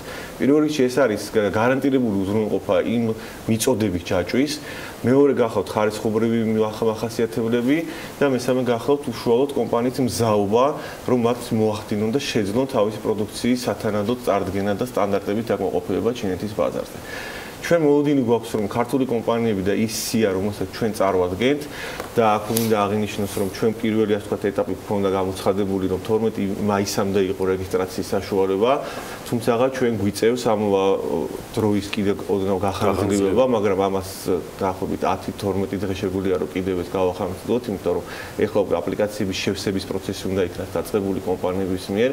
ხე ჩვენ გვაქვს დაახლოებით 55-მდე განაცხადი გვაქვს, მაგრამ რადგანაც საორგანიზაციო ჯგუფის მხრიდან მოხდება კომპანიების შერჩევა, არ ვართ დარწმუნებული, რომ 55-მდე კომპანია მოხდება აღნიშნულ ღონისძიებას. ამიტომ ეს რაოდენობა ბევრად მეტი უნდა იყოს, რათა ჩვენ დაცული ვიყოთ რომ რა შეიძლება იყოს ბარიერი კომპანიისათვის, რა დაჭირდებათ მათ იმისათვის, რომ გარდა აპლიკაციის შევსებისა, შემდეგ მონაწილეობა მიიღონ. ანუ რამე ხარჯებთან არის დაკავშირებული? დიახ, ხარჯებთან დაკავშირებით, ანუ ჩვენ ძირითად ხარჯებს პრაქტიკულად ჩვენ ვანაზღაურებთ და ანუ სახელმწიფო იღებს ამ პასუხისმგებლობას. ეს ეხება იქ როგორც საქველმოქმედო სივრცის, ასე ვთქვათ, დაქირავებას, ისე შესაბამისი სტენდების მოწყობას, იმიტომ რომ იქ გარკვეული სტანდარტებია მოთხოვნილი სტენდებთან მიმართებაში. ეს დაახლოებით 9 კვადრატული შეიძლება უნდა იყოს ერთი მაქსიმუმ ერთი, ასე ვთქვათ, სივრცე, თუმცა შეიძლება კომპანიებმა გაიყონ ეს სივრცე. ჩვენი ჯგუფი, სამუშაო ჯგუფი ზუსტად ეხლა ხან დაბრუნდა შანხაიდან, სადაც ჩინეთში საქართველოს ელჩთან ერთად მოხდა საორგანიზაციო ჯგუფის დირექტორატთან და სეკრეტარიატთან შეხვედრა და ყველა ის დეტალი იქნა კიდევ ერთხელ გაუვლილი მათთან, რადგანაც ძალიან მნიშვნელოვანია, რომ ჩვენ ღირსეულად ვიყოთ წარმოდგენილი აღნიშნულ ღონისძიებაზე. კრიტერიუმების მიხედვით მთავარი არის, რომ კომპანიამ შეძლოს, როგორც აღნიშნე, ხარისხობრივი სტანდარტების დაკმაყოფილება და ყველა იმ პროცედურის, ასე ვთქვათ, შეტანა უზრუნველყოფა, რომელიც ჭირდება ჩინეთში ექსპორტის განხორციელებას. რადგანაც არის, როგორც აღნიშნე, ნოემბრის დასაწყისში მოლოდინია, რომ კომპანიები იქ ძალიან ბევრი კონტრაქტი უნდა გაფორმდეს, ეს არის მოლოდინი და იქ უკვე 2019 წლიდან უკვე პრაქტიკულად აი ამ კონტრაქტების რეალიზება უნდა იქნას დაწყებული. შესაბამისად, ის კომპანიები, ვისაც გაფორმდება და ჩინური მხარის ინტერესიც ეკახლავთ, რომ მოხდეს რეალურად უზრუნველყოფა, იმ ასე ვთქვათ, ყველა კონტრაქტის რეალიზება მოხდეს, რადგანაც საუბარია გიორგი სტოკზე, მუდმივი უზრუნველყოფისთვის, ხარისხზე და სტანდარტების დაკმაყოფილებაზე. ამ დროისთვის არის 55 განაცხადი, რომელიც ალბათ სავარაუდოდ გაიცხრილება. ცხადია. აპლიკაციებზე ეხლა დაიწყება და ერთადერთი რაც კომპანიებმა უნდა უზრუნველყონ, რომ შანხაიში ამ გამოფენაზე მოხდნენ, ეს არის ეგრეთ წოდებული გზავრობის ხარჯები. გზავრობის ხარჯებზე ჩვენ გვაქვს ასეთი პაკეტები გვაქვს შეთავაზებული რამოდენიმე, იმიტომ რომ არის გარკვეული ტიპის, ასე ვთქვათ, სხვა გამოფენებიც არსებობს იმ პერიოდში არის რეგიონში და შეიძლება რომ რამოდენიმე კომპანია პირდაპირ იქიდან ჩამოვიდეს. ამიტომ ჩვენ გვაქვს რამოდენიმე სხვა შეთავაზება, ვარაუდობთ რომ ბევრად უფრო იაფი იქნებოდა კომპანიებისთვის რომ მოხდეს რაღაც რადგან დიდი რაოდენობით ხდება აქედან წარდგენა, მოხდეს სიტყვა თუნდაც რაღაც ჩარტერის ორგანიზება. ამიტომ ეს საორგანიზაციო საკითხები ყველაფერი ჩვენ გვაქვს აღებული და დაახლოებით არის სხვადასხვა პაკეტი, მაგრამ დაახლოებით $4,500-ზე მეტი ორი ადამიანის, ასე ვთქვათ, დაყვანა, თითო ასე ვთქვათ ამ განთავსებაც, მაგაზების დიდი პაკეტი მეტი აღარ არსებობს. ეს იყო უბრალოდ იქ არის სხვადასხვა ვარიანტები, რომლებიც უბრალოდ კომპანიებს ვაძლევთ ამის საშუალებას, რომ აირჩიონ, რომელიც ჩვენ მერე უკვე გაგვიადვილებს საორგანიზაციო ღონისძიებების გატარებას. მინდა აღვნიშნო ერთი დეტალი, რომელიც გამოჩნდა თვითონ ღონისძიებასთან დაკავშირებით. ჩინეთში წელიწადში ტარდება რამოდენიმე, ასე ვთქვათ, ღონისძიება და ეს ღონისძიება გახლავთ და ის ბევრი ღონისძიება ტარდება, მაგრამ პრიორიტეტიზაციის ნაწილში ეს გახლავთ ყველაზე მაღალი რანგის ტიპის გამოფენა, რომელსაც ჩინეთის პრეზიდენტი სინ ძინპინი გახსნის უშუალოდ და პირადი მისი პატრონაჟით ხორციელდება. ანუ ძალიან დიდი ყურადღება ექცევა აღნიშნულ ღონისძიებას თვითონ ჩინეთის მთავრობის მხრიდანაც და ეს ხდება ასე ვთქვათ ორგანიზებულად და ეს არის პირველი გამოფენა, რომელიც რეგულარულ ხასიათს მიიღებს და ჩინეთმა თვითონ განაცხადა, რომ მათ დაახლოებით 2 ტრილიონამდე აქვს ყოველწლიურად იმპორტი, რომ უახლოესი 10 წლის განმავლობაში ეს ციფრი დაახლოებით მომდევნო წლისთვის ვარაუდობენ, რომ 3-მდე გაიზრდება და მომდევნო 3 წლის განმავლობაში დაახლოებით 10 მილიონამდე უნდა ავიდონ. ანუ ჩინეთი ხსნის გარკვეული ტიპის ბაზარს და დღეს როცა ჩვენ გვაქვს შესაძლებლობა და იცით თქვენ რომ 2018 წლის 1 იანვრიდან ძალას შევიდა თავისუფალი ვაჭრობის შეთანხმება ჩინეთთან, ეს გახლავთ ერთ-ერთი საუკეთესო შესაძლებლობა იმისათვის, რომ ქართულმა კომპანიებმა მოახდინონ პოზიციონირება და მოახდინონ ბაზრის დივერსიფიკაცია და ჩინეთის ამ უშუალო და დიდ ბაზარზე მოახდინონ თავისი პროდუქციის შედარება. რითი ხსნით შედარებით პასიურობას? ახლა ინფორმაციის ნაკლებობა დღესაც კიდე დაემატება 10-12 დღე დამატებით სამინისტროსგან კიდევ მიცემულია საიმისოდ. დავიჯერო არა აქვს ინფორმაცია ბიზნეს გიორგი. მე არ მინდა ზედმეტად კრიტიკული კრიტიკულები არ ვართ. ხო, მაგრამ მე მინდა რომ მინიმუმ 100 იყოს ალბათ. ჩვენ მქონდა სხვადასხვა ასე ვთქვათ კამპანია გქონდა სხვადასხვა ასე ვთქვათ ინფორმაციის გავრცელების პირველი ასოციაციები იყო პირველი, გარდა მისა იყო ჩვენი ბენეფიციარების ნაწილი, ასევე ჩართული იყო სხვადასხვა სააგენტოები, სახელმწიფო სააგენტოები, რომლებიც მხრიდანაც მოხდა და უშუალოდ პირდაპირ მოხდა კომუნიკაცია.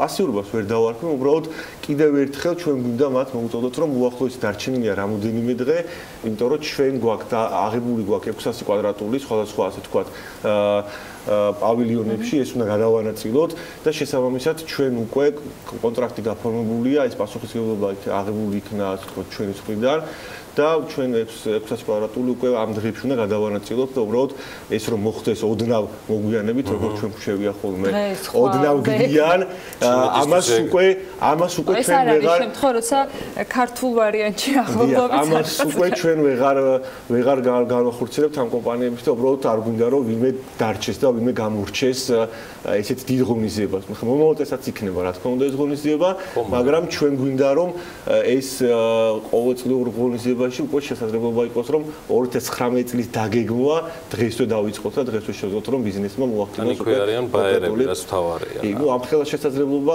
ალბათ არც ერთ მსოფლიოში არც ერთ გამოფენაზე არ ყოფილა რომ გარანტირებულად უკვე იციან დაახლოებით რომ ეს არის 150,000 ბაიერი იქნება ადგილზე. და თა როცა სხვა იხდის ამ შემთხვევაში ეკონომიკის სამინისტრო გასაგებია თავარი ხარჯი არის მან რეალურად იჯარა ან მინიმალური ხარჯებიც ჩვენ ყავს ეს ყველაფერი ხდება აწარმოეს საქართველოს ხარდაჭერით რამდენიმე დღის წინ დასრულდა რამდენიმე თვიანი შერჩევის პროცესი ministris მოადგილეს ეტყობა კმაყოფილება ამ შერჩევიდან გამომდინარე რომ მიხეილ ხიდურელი იქნა წარდგენილი პირველი ვიცე-პრემიერის მიერ და დანიშნული ამ თანამდებობაზე ამ კონკურსის შედეგად თქვენ ალბათ ასევე მოასწარით მიხეილთან გასაუბრება მე მქონდა რამდენჯერმე მისი საკონსულტაციო კომპანიიდან გამომდინარე საშუალება და მე ინტერვიუებინა იგი რა დახასიათება კრიტერიუმები ანუ რით ასე ვთქვათ გამოიჩინა თავი გამომდინარე იქიდან რომ მართლა ისე არჩევდით ამ პოზიციაზე მე რასაც უყურებ. ეს არისო ადული და ესეთი პროცესი. იოლია მოცანა, რადგანაც აწარმოებს საქართველოს აქვს ძალიან დიდი მისია და ძალიან დიდი მოლოდინებია უშუალოდ სამინისტროს მხრიდანაც და ძალიან დიდი მოთხოვნებია უშუალოდ აწარმოებს საქართველოს მხრიდანაც, რადგანაც თქვენ იცით რომ გასულწეს მოხდა სხვადასხვა გაერთიანება მოხდა აწარმოებს საქართველოს ფარგლებში შიგნით და მოხდა ახალი მიმართულებების წამოწევა, რომელიც გადანაწილებულია სამ მიმართულებით, ეს გახავთ ექსპორტი, მიმართულება გახავთ უშუალოდ ინვესტიციების მიმართულება და ის სახელმწიფო პროგრამები, რომელიც ხორციელდება და ასევე ძალიან გაძლიერებულია შიგნით ეგრეთ წოდებულ რისერჩის და ანალიტიკური მიმართულების ჯგუფი. მოლოდინი ძალიან დიდი იყო და ვარაუდობ და დარწმუნებული ვარ რომ მიხეილი ამას გაართმევს თავს. ჩვენ გვქონდა საკმაოდ ხანგრძლივი პერიოდი, წინა ასე ვთქვათ პერიოდი მასთან კომუნიკაციის. ჩვენ ახლა ამჟამად უკვე უშუალოდ მიხეილი გუშინი იქნა წარდგენილი როგორც იცით მინისტრის მიერ. უკვე უშუალოდ ახლა მიმდინარეობს შიგნით ყოველდღიური პროცესების გაცნობა და ჩვენ ძალიან მალე თქვენთან ერთად რა თქმა უნდა მოვახდენთ იმ ახალი ხედვების და იმ განახლების პრეზენტირებას, რომელსაც აწარმოებს საქართველოში დავგეგმოთ. და ბოლოსკენ გიორგი რჩება ჯიტას თემა და იქაც მიდის ალბათ შერჩევა, ხო? ჯიტაშიც ზუსტად იგივე პროცესი. იმედი ამდენი ხანი არ დაჭირდება, მეც არა, ჯიტაში უბრალოდ წარმოუდგენელია რომ ამდენი ხანი დაჭირდეს. კარგი, იმედია გიორგი ჩერქეზიშვილთან ერთად მალე გვექნება საშუალება რომ ტექნოლოგიების და ინოვაციების აგენტოს ახალი ხელმძღვანელიც გაგაცნოთ. ამ დღევანდელ ინფორმაციებს, რაზეც ისაუბრა ეკონომიკის მინისტრის მოადგილემ, სულ რამდენიმე წუთში ნახავთ BMG-ზე. სხვადასხვა ახალი ამბების სახით და ასევე ვიდეო ჩანაწერსაც მე მადლობა მინდა უთხრა ეკონომიკის მინისტრის მოადგილეს გიორგი ჩერქეზიშვილი სტუმრობდა. სულ რამდენიმე წუთით გავაცილებთ სტუმარს და უკვე ალექსი პეტრიაშვილთან ერთად დაგებრუნდებით ეს ოფიციალური ნაწილი სულ ესე უნდა წარმოადგინო ხოლმე. ბუკა პეტრიაშვილი თავისი არაჩვეულებრივი ბლოგით. სოფლიო როგორც ასეთი აქ საქმიან დილაში დაგვევოდეთ.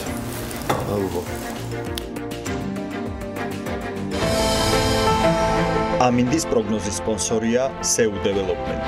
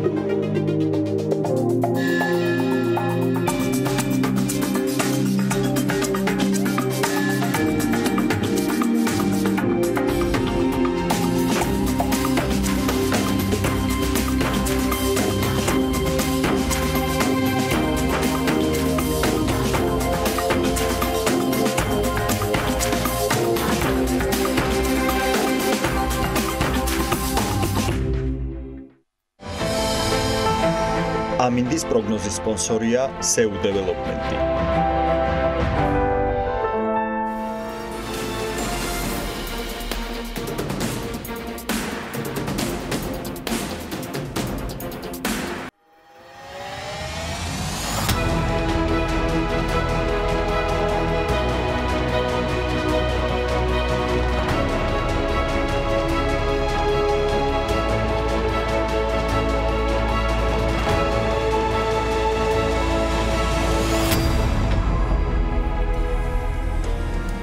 სოფლიო როგორც ასეთი ალექსი პეტრიაშვილთან ერთად იწყება და ვიწყებთ ამბით, რომელიც რა თქმა უნდა მთელი მსოფლიოს ყურადღების ცენტრში იყო მთელი გასული 24 საათის განმავლობაში, ცოტა მეტისაც. მაშინ როცა ისრაელის სახელმწიფოს დაფუძნებიდან 70 წლის თავზე ისრაელ-პალესტინის კონფლიქტში მსხვერპლის თავიდან არიდება ჯერ ისევ ვერ ხერხდება, ამერიკა გახდა ასევე პირველი სახელმწიფო, როგორც აღიარების ნაწილში, რომელმაც ისრაელის დედაქალაქად იერუსალემი აღიარა და უკვე საელჩოც გადაიტანა. ტრამპი არ ჩასულა, მაგრამ ვიდეო მიმართვა გააგზავნა, ის სხვა დანარჩენზე უკვე ალექსი პეტრიაშვილი BMG-ის პოლიტიკური მიმოხილველი თავად ისაუბრებს. ილამ მშვიდობის მოგესალმებით. ქალიშვილი წარგზავნა და ესპანეთ. მოგესალმებით ტელემაყურებელს.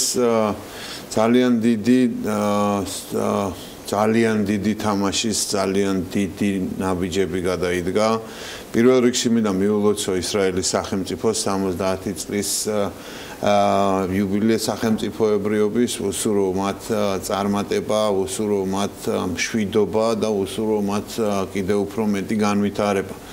მათთვის ძალიან დიდი მნიშვნელობის ამბავი იყო ნამდვილად, მათთვის ძალიან დიდი პოლიტიკური ბრძოლის გვირგვინი შეიძლება ითქვას, წლების, ათწლეულების მანძილზე იყო ეს ბრძოლა იმისათვის, რომ დასავლეთ იერუსალიმში განთავსებულიყო ამერიკის შეერთებული შტატების საელჩო ძალიან ბევრ სოფლიო ლიდერს ამერიკის შეერთებული შტატების პრეზიდენტებსაც გაუხმიანებიათ კამპანიის პერიოდში წინასაარჩევნოდ გაუხმიანებიათ ეს ესე ვთქვათ დაპირება, გადაწყვეტილება, რომ იერუსალიმში გაიხსნება ამერიკის შეერთებული შტატების საელჩო. ეს არის მორიგი დაპირება, რომელიც ამერიკის შეერთებული შტატების 45 პრეზიდენტმა დონალდ ტრამპმა აღასრულა.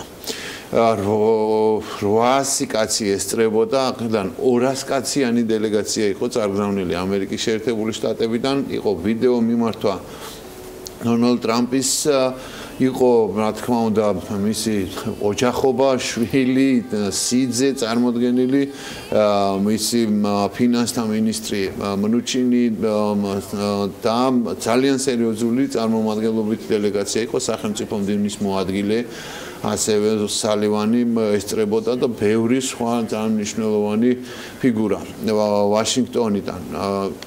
ძალიან მნიშვნელოვანია, რომ ეს ნაბიჯი არ არის მხოლოდ უბრალოდ რაღაცა ყველა ხდება ამას სიმბოლური დატვირთვის რაღაცა მის ხელთათმანის როლის ეს არის აი დიდ სურათში რო შევხედოთ ამერიკის შეერთებული შტატების მოქმედი პრეზიდენტის მხრიდან არის ცდილობა ახლო აღმოსავლეთში მართლა ახალი დღის წესრიგის დაყენების ეს რამდენად გამოსვლადია, რამდენად მივა ის სასურველ შედეგამდე, ეს არის მიმართული ირანში სიტუაციის ცვლილებისკენ, ეს არის გაგრძელება და ნაწილი თუ შეიძლება ესე დაარქვა სტრატეგიის, რასაც ერქვა ბირთვული შეთანხმებიდან გამოსვლის ძალიან მნიშვნელოვანი გაძლიერება ისრაელთან სტრატეგიული თანამშრომლობის, საუდის არაბეთთან სტრატეგიული თანამშრომლობის, ეს ორი ქვეყანა ძალიან მკაფიოდ გამოიკვეთა როგორც სტრატეგიული მოკავშირეები ახლო აღმოსავლეთში ახალი ვითარების დაყენებაში. გარდუვალი იყო ცალსახად რეაქცია პალესტინის ავტონომიის მხრიდან გარდუვალი იყო ასეთი სიმწვავის რეაქცია, რაც არ არის არც პირველი და სამწუხაროდ არც უკანასკნელი. ძალიან სამწუხაროა რომ სხვერპმა რაღაც 60 ადამიანს გადააჭარბა ძალიან სამწუხაროა გუშინ ღამე შედგა გაეროს უშიშროების საბჭოს საგანგებო ხდომა იყო მიმართვები აქ ძალიან მნიშვნელოვანია ასევე აღინიშნოს სრული სურათი რომ კონდეს ჩვენს მაყურებელს რომ ევროპული ესე ვთქვათ ევროპელი მოკავშირეები ამერიკის შეერთებული შტატების არც ამ გადაწყვეტილებას ისევე როგორც ბირთვული შეთანხმებიდან გამოსვლის გადაწყვეტილებას ხარს არ უჭერენ ბრიუსელში გუშინ გაიმართა ირანის საგარეო საქმეთა მინისტრთან ევროპელი საგარეო პირველი დიპლომატების შეხვედრა იყო 90 წუთიანი შეხვედრა ბრიტანეთის გერმანიის საფრანგეთის და ევროკავშირის ვიცე-პრეზიდენტის ქალბატონი მოგერინის თაოსნობით და მიიღეს ესე ვთქვათ გააკეთეს პირველი განცხადებები რომ შესაძლოა ყველაფერი გააკეთეს იმისთვის რომ ის ბირთვული შეთანხმება გადაარჩინონ შეინარჩუნონ ირანის საგარეო საქმეთა მინისტრის განცხადებაც შედარებით პოზიტიური იყო მაგრამ ეს ძალიან რთულად წარმოსადგენია ამერიკის შეერთებული შტატების ახალი სანქციების ტალღის პირობებში პრობლემა რაშია ევროპელები დამოუკიდებლად ვერც გარანტიებს ეკონომიკური ხასიათის, ვერც ინვესტიციების გაზდის, ვერც ამ ეკონომიკურ სავაჭრო ურთიერთობების შენარჩუნების ვერანაირ გარანტიებს ვერ მიცემენ, თუ არ შედგა შეთანხმება ამერიკის შეერთებულ შტატებთან. ეხლა ჩემის აზრით ვიდის მოლაპარაკებები რაზე შეიძლება, რა ტიპის შეთანხმება შეიძლება მოხდეს. ერთ მნიშვნელოვანია რომ ეხლა გაცილებით უფრო მაღალ ხარისხში ავიდა ეს турბულენცია რეგიონში და ზოგადად საერთოდ მსოფლიოში, იმიტომ რომ ეს ტრანსატლანტიკური ურთიერთობებიც, რომელიც ამდენი წლის მანძილზე იყო გარკვეულ სტაბილურ მდგომარეობაში შენარჩუნებული, დღეს ეს ურთიერთობები სულ უფრო და უფრო მეტად რაღაც კითხვის ნიშნის ქვეშ დგას, მაგრამ ევროპელებს ბუნებრივია ძალიან ეძვირფასებად ეს ურთიერთობები ძალიან მნიშვნელოვანია მათთვის ყველა თვალსაზრისით უსაფრთხოების, სავაჭრო ეკონომიკური წმინდა სამრეწველო პოტენციალის ათვისების და ექსპორტ-იმპორტის თვალსაზრისით ძალიან მნიშვნელოვანია ამერიკის შეერთებული შტატების როლი, გლობალური როლი მთელ ამ სიტუაციაში და რა თქმა უნდა, ამიტომაც ახლა ყველა ცდილობს რომ რაღაცა გამოსავალი იპოვონ, რაღაცა ხელშესახები გამოსავალი იპოვონ. მოდით გულწრფელად ვთქვათ, არ გაემტყუნება ერთის მხრივ ესეთი მარტივი სათქმელია, რომ არია ამ კაცმა ყველაფერი ეხლა ძლივს რაღაცა შეთანხმება მიღწეული, ის დაალაგებული, ეს რაღაცა თითქოს ირანელებთანაც ურთიერთობა ნორმალიზებული, მაგრამ და რაღაცა დინებაში, სამართლებრივ დინებაში და კონტროლის მექანიზმების არსებობით რაღაცა ჩარჩოებში შევიდა თითქოს ეს ურთიერთობები, მაგრამ მეორეს მხრივ არასტაბილურობა სახეზე არის. 2015 წლის მერეც ის არასტაბილურობა, რეჟიმების მხარდაჭერა, საბოლოო ჯამში ახლა ცოტა ხნის წინ ეს ყველაფერი ისრაელსა და ირანს შორის პირდაპირ სამხედრო დაპირისპირებამდე მივიდა, ანუ ცეცხლი გაუხსნეს ისრაელის შეიარაღებულმა ძალებმა ირანის ობიექტებს სირიის ტერიტორიაზე და ირანმა ცეცხლი გაუხსნა გოლანის მაღლობებზე ისრაელის ობიექტებს და ისრაელის სამხედრო დანაყოფებს. ახლა ეს ორი ძალიან ძლიერი სამხედრო პოტენციალის მქონე ქვეყნის ერთმანეთში დაპირისპირება არის ისეთი, რომელიც არის მაღალი რისკი იმის, რომ გადაიზარდოს სრულფასოვან სამხედრო შეიარაღებულ ომში, რაც რეალურად მთელი რეგიონისთვის და შესაბამისად მე გლობალურადაც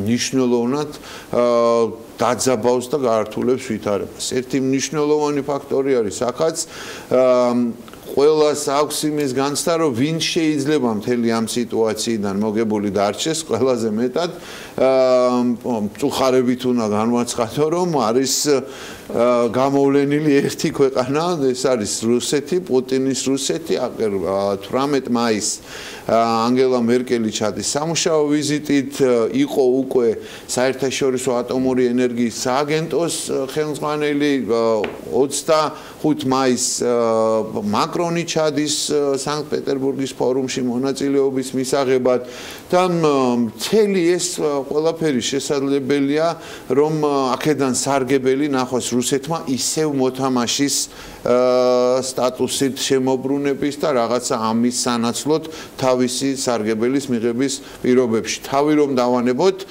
ნავთობის საკითხს 80-იან ზღვარს უახლოვდება 78, 77, აი ამ მიდამოებში არის ბრენტის ფასი და ტეხასური ლაით ნავთობის ფასი 71-იან ზონაში არის $71. და არის თუ არ მოხდა რაღაცა მნიშვნელოვანი გადაწყვეტილებების მიღება, ეს ისეთ გავლენას მოახდენს ეს სანქციები და ეს პროცესები, რომ ნავთობის ფასი გაიზრდება, კიდევ მომავალში ცალკეული ექსპერტები $100-საც ვარაუდობენ.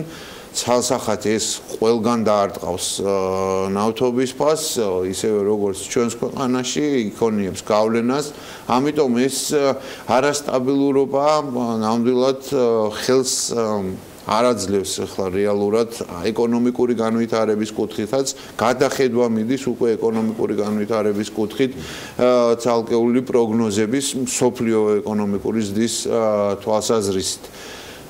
მე მაინც მინდა იმედი ვიქონიო, რომ ამერიკის შეერთებული შტატების ასეთი ხისტი პოზიცია საბოლოო ჯამში მიგვიყვანს იმ მოლაპარაკების პროცესამდე, დაждდებიან ისევ მოლაპარაკების მაგიდასთან, რომ უფრო ფართო გახდეს და ყოვლის მომცველი ირანთან უსაფრთხოების გარანტიების და უსაფრთხოების შეთანხმების მიღწევა. რამდენად შესაძლებელი იქნება ეს, არავინ დღეს ვარდისფერი სათვალეებით ამვითარებას არ უყურებს ნამდვილად, მაგრამ აქ ძალიან პრინციპული იქნება რა მომენტში შეიძლება ამერიკის შეერთებული შტატები რომ დაუშვას, რომ კი, აი აქედან შეიძლება ჩვენ მოლაპარაკებები დავიწყოთ. თუ მათ არაერთხელ დააფიქსირეს, რომ ისინი ღია არიან ახალი პირობების, ახალი შეთანხმების მისაღწევად და დასადებად ირანთან.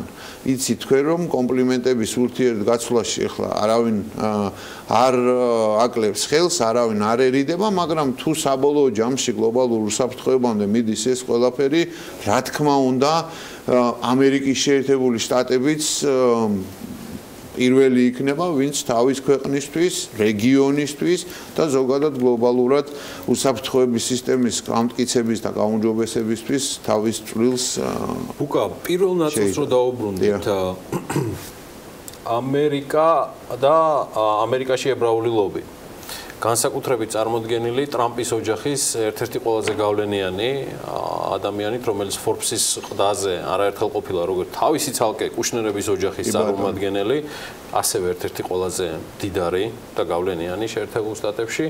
რამდენად არის ეს თემა და გადაწყვეტილება იმისა, რაც წეღან წლების ჩაშალე, რომ წლების განმავლობაში იყო მხოლოდ გზავნილები და დაპირება და აღარაფერი.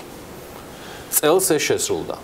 იყო თუ არა სიძის გარემოცვის და რაც თავარია ეს გარემოცვა არ არის მხოლოდ ნათესაობა ტრამპის გადაწყვეტილება განსაზღვრელი. ცხადია, რას ფიქრობ რა მე აბსოლუტურად ობიექტური არის დამატება ჩართვა, რა თქმა უნდა, ამას ძალიან დიდი მნიშვნელობა აქვს. რა თქმა უნდა, ძალიან დიდი გავლენა აქვს ამ პროცესებზე ასეთ აქტიურ ასეთ დინამიკას მე მაინც თავისუფლებას მივცემ და ვიტყვი რომ ისიც სიძის ჩართვაც ესეთი უფრო სიმბოლური დატვირთვის არის, უფრო ძალიან პირობითი არის ხა მე არ ვაკნინებ ნამდვილად მოლაპარაკებების უნარებს და შესაძლებლობებს, მაგრამ ეს იმდენად კომპლექსური საკითხია, რომ ასე გარედან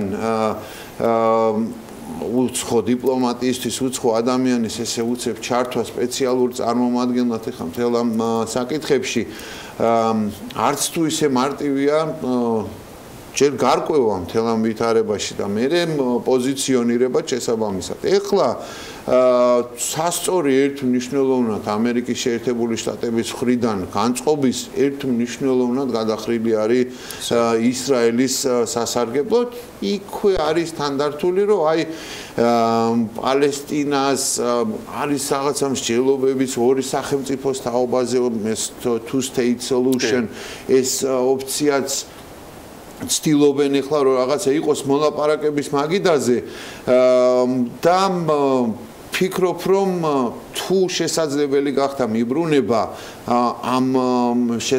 ამ ვარიანტამდე და მოლაპარაკების მაგიდასთან დაждობა ძალიან კარგი იქნება, მაგრამ ერთ მნიშვნელოვნად დაგიდასტურებს რომ ებრაული ლობი ძალიან მნიშვნელოვან როლს თამაშობს ეხლა ამ ვითარებაში.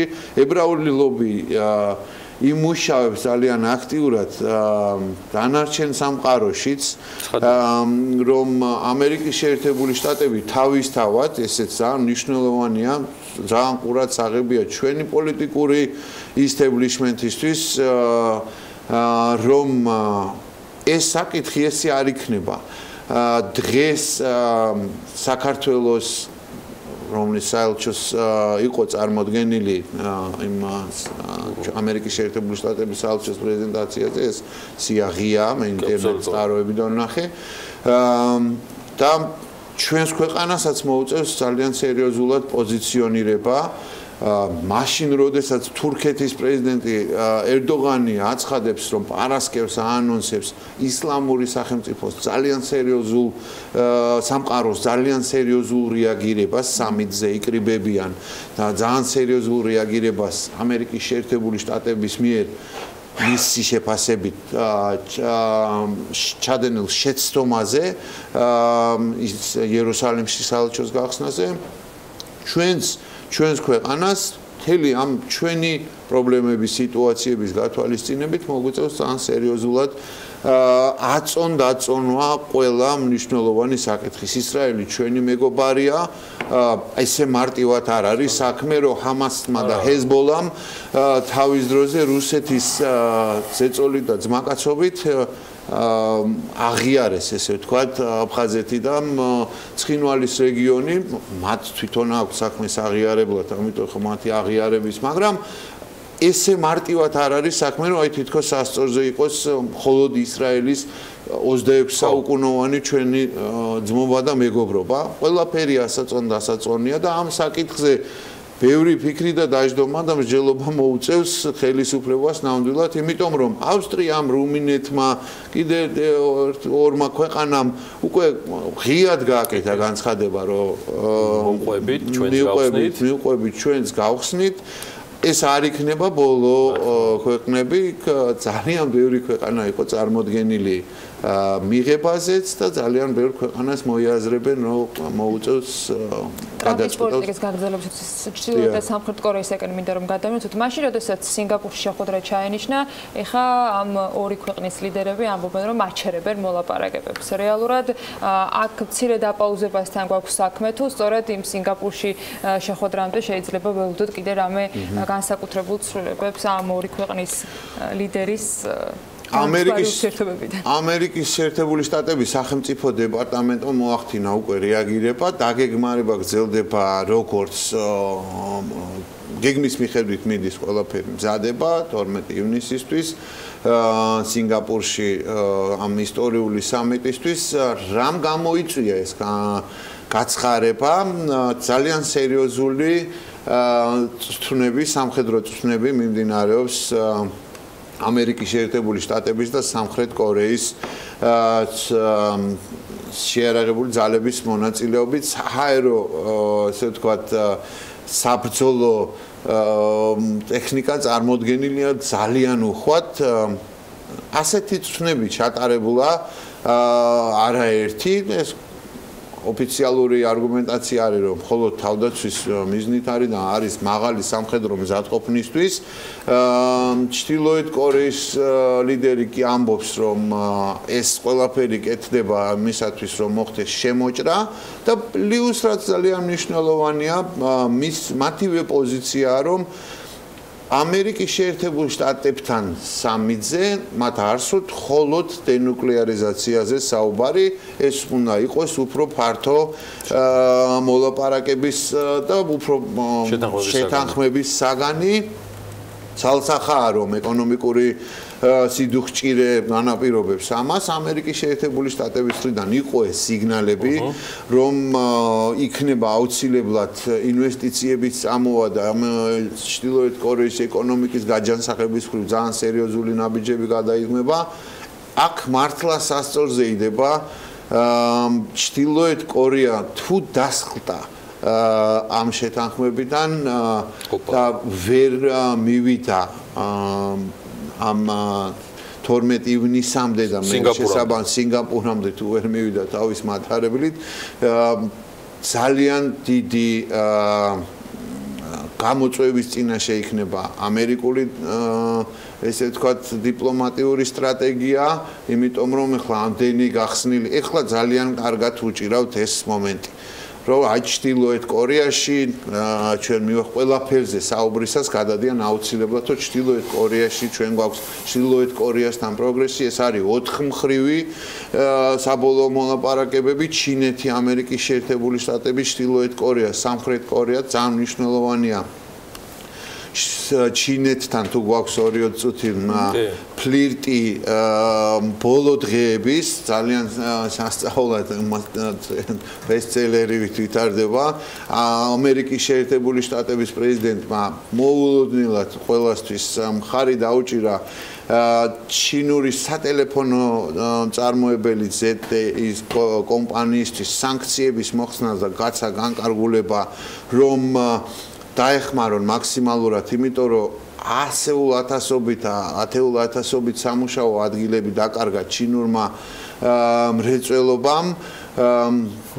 არის შემხედრი ინფორმაციები და სხვა ვაშინგტონის სხვა ფრთიდან, რომ ეს ყველაფერი გაკეთა იმის სანაცვლოდ, რომ ჩინური ინვესტიციები 9 მილიარდი დოლარის ოდენობით წავა ინდონეზიაში ტრამპის საკურორტო ინფრასტრუქტურის განვითარებაში, თუმცა დღეს მიემგზავრება ჩინეთის ვიცე-პრემიერი ჩადის ამერიკის შეერთებულ შტატებში სავაჭრო დელეგაცია, რათა მოლაპარაკებებზე და ტარიფებზე და სანქციებზე გაგრძელდეს მოლაპარაკებები. დიდი ტურბულენცია ნამდვილად. მე შემიძლია გითხრათ ამასობაში იხელთა დრო გუშინ ყველა ვნახა რუსეთის პრეზიდენტი იური გაგარინის რევიზით პაიხალი დააწვა და 19 კილომეტრიანი ხიდი გახსნა, გადაკვეთა ყველაზე ძვირად ღირებული ხიდი არის სოფლიოში, ნამდვილად არ გამკვირვებია. 8 მილიარდი დოლარი დაუჯდა 19 კილომეტრი, მაშინ როდესაც ჩინელებს 9 კილომეტრი ასევე ყველაზე გრძელი გადასასხიდის აშენების და აქედან 9 კილომეტრი გადის წყალზე, მილიარდ 670 მილიონი დოლარი. 1 კილომეტრით 10,000-ობით უფრო მეტი დაუჯდა, მილიონებით უფრო მეტი დაუჯდა რუსეთს, ეს მათი კლასიკაა, გზები, ინფრასტრუქტურა. ოლიმპიადები, ჩემპიონატები, ეს ემართებათ ხოლმე, ესე შემოეხარჯებათ ხოლმე, ესე იციან. მე Forbes-ის სია იცლება. კი, მე Forbes-ის სია იცლება, კი, ნამდვილად უბრალოდ სამწუხარო არის ის, რომ რეალურად ჩვენ რასაც ვხედავთ ჯერჯერობით, მე მაინც იმედი მაქვს, რომ ამერიკის შეერთებული შტატებისთვის ეს ყველაფერი ძალიან აქტუალური იქნება ბოლომდე. რასაც ვხედავ, ეს არის, რომ ვაშინგტონმა დაგმო ამ ხიდის გახსნაზე, ესე ვთქვათ, არ აღიარებს და ანექსიას გმობს, ევროპელებიც ასევე გმობენ, მაგრამ იმის კამაზი კი მიდის.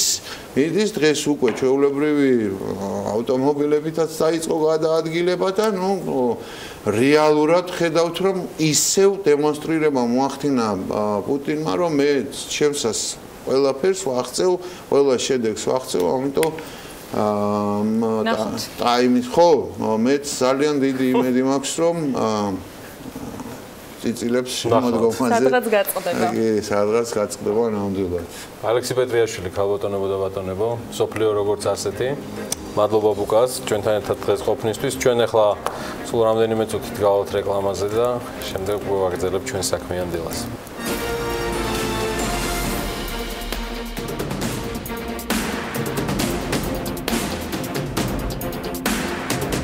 Flexi Arenas წლევანდელი მუსიკალური ზაფხულის არასრული ლაინაპი უკვე ცნობილია უახლოეს მომავალში კიდევ ერთი შემსრულებლის ვინაობა უნდა გავიგოთ, რომელთანაც ამ დროისთვის მოლაპარაკებები მიმდინარეობს. თუმცა მანამდე განვიხილავთ იმ ღონისძიებებს, რომელიც უკვე ჩანიშნულია და რომლებზეც ბილეთების გაყიდვა დაწყებულია. რამდენად მიმზიდველია წლევანდელი ლაინაპი ადგილობრივებისათვის და რაც მთავარია და განსაკუთრებით მნიშვნელოვანი ტურისტებისთვის და როგორ აფასებენ მუსიკალურ სექტორში ჩართული ადამიანები, ამ ყველაფერს თემაზე მარიამ ადამია გვერდება ძალიან საინტერესო სტუმართან ერთად მარიამ დილამშვიდობის ანა ვიდრე იმ ერთადერთ შემსრულებლის ვინაობას გავარკვევთ, რომელიც ამ დრომდე უცნობი რჩება ჩვენთვის, მანამდე გეტყვით, რომ Flexi Arenas 2018 წლის სეზონი ლეგენდარული იტალიელი კომპოზიტორის ენიო მორიკონეს კონცერტით გაიხსნება. მორიკონე, რომელსაც 600-მდე მუსიკალური ნაწარმოები აქვს შექმნილი Flexi Arenasზე რომის სიმფონიურ ორკესტრთან და თბილისის ოპერის გუნდთან ერთად წარსდგება. ცნობილი კომპოზიტორის შეკვეთილში მდებარე არენის სცენაზე კონცერტს საკუთარი მოღვაწეობის 60 წლის იუბილისადმი მიძღვნილ ტურნეს ფარგლებში გამართავს. გარდა ამისა, არენის სცენას მთელი ზაფხულის განმავლობაში სხვადასხვა ცნობილი შემსრულებელი თუ ჯგუფი დაიკავებს, მათ შორის შედგება ქართველი და უცხოელი ვარსკვლავების მუსიკალური კოლაბორაციებით. აქვე გეტყვით, რომ წელს Check-in Georgia-ს ფარგლებში დაგეგმილი ყველა კონცერტი და ფესტივალი საქართველოს დამოუკიდებლობის აღდგენის 100 წლის იუბილეს მიეძღვნება. დაგეგმილ ღონისძიებებზე და უშუალოდ Check-in Georgia-s პროექტსა და ლაინაპზე სასაუბრად პირდაპირ ეთერში Bravo Records-ის დამფუძნებელი ზაზა შენგელია დავპატიჟეთ დილამშვიდობისა. მადლობა რომ დაგვხვდებით სტუმრობაზე. ბატონ ზაზა, პირველ რიგში შეფასებებით დავიწყოთ. როგორ აფასებთ 2018 წლის Check-in Georgia-s line-ups და როგორ ფიქრობთ, რამდენად წარმატებული სეზონი გამოგვივა წელს? მე ვფიქრობ, წელს უკვე მესამე წელია Check-in Georgia ტარდება. ძალიან საინტერესო პროექტია. მე ყოველთვის ვამბობდი, რომ ერთ-ერთი ესეთი საინტერესო პროექტი, რაც დღევანდელმა ხელისუფლებამ, მთავრობამ შეძლო, რომ ასე თქვა, საფუძველი ჩაეყარა, ესა გახლავთ Check-in Georgia, რომელიც მართლაც მუშაობს რეალურად, ეს მართლაც მიმზიდველს ხდის ჩვენს ქვეყანას ძალიან ბევრი უცხოელი ტურისტისათვის, ყველანაირი ქვეყნებიდან, ანუ მე მახლობელ საზღვარგარეთსაც გულისხმობ, ყოფილი საბჭოთა კავშირის ქვეყნებს და სხვა დასავლეთის ქვეყნებსაც, იგივე ვთქვა, ადგილობრივი ტურიზმის განვითარებისათვის. წელს მე მინდა განსაკუთრებით გამოვყო, რომ გაიზარდა თვითონ გეოგრაფია Check-in Georgia-s პროექტის და ქვეყნის სხვადასხვა რეგიონებში ტარდება, გადანაწილდა, ანუ თუ კი ვთქვათ, ადრე უფრო კონცენტრირებული იყო ბათუმში, თბილისში, ახლა სვანეთში ტარდება, იმერეთში ტარდება, კახეთში ტარდება, სამეგრელოში, ანუ სამცხე-ჯავახეთში და ასე შემდეგ. ანუ ძალიან სწორედ არის სტრატეგია იმ თვალსაზრისით აგებული, რომ მრავალფეროვანი გახდა ძალიან პროგრამა და მაქსიმალურად მოცული არის გეოგრაფიული ზონები.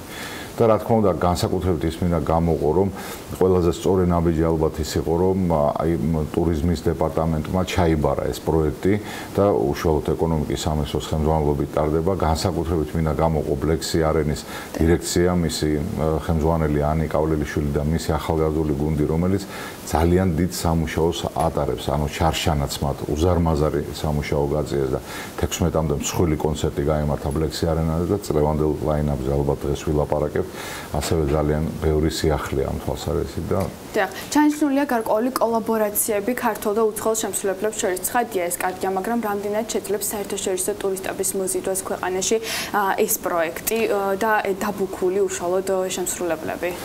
ძალიან კარგი შეკითხვაა. მოდით დავაზუსტოთ ქვეყნები, პოტენციური ქვეყნები, საიდანაც ველოდებით ტურისტებს, ხო? ეს არის იგივე რუსეთი, იგივე უკრაინა, იგივე სომხეთი, აზერბაიჯანი, მოლდოვა და ასე შემდეგ, ხო? ეს არის ბალტიისპირეთის ქვეყნები და ასე შემდეგ.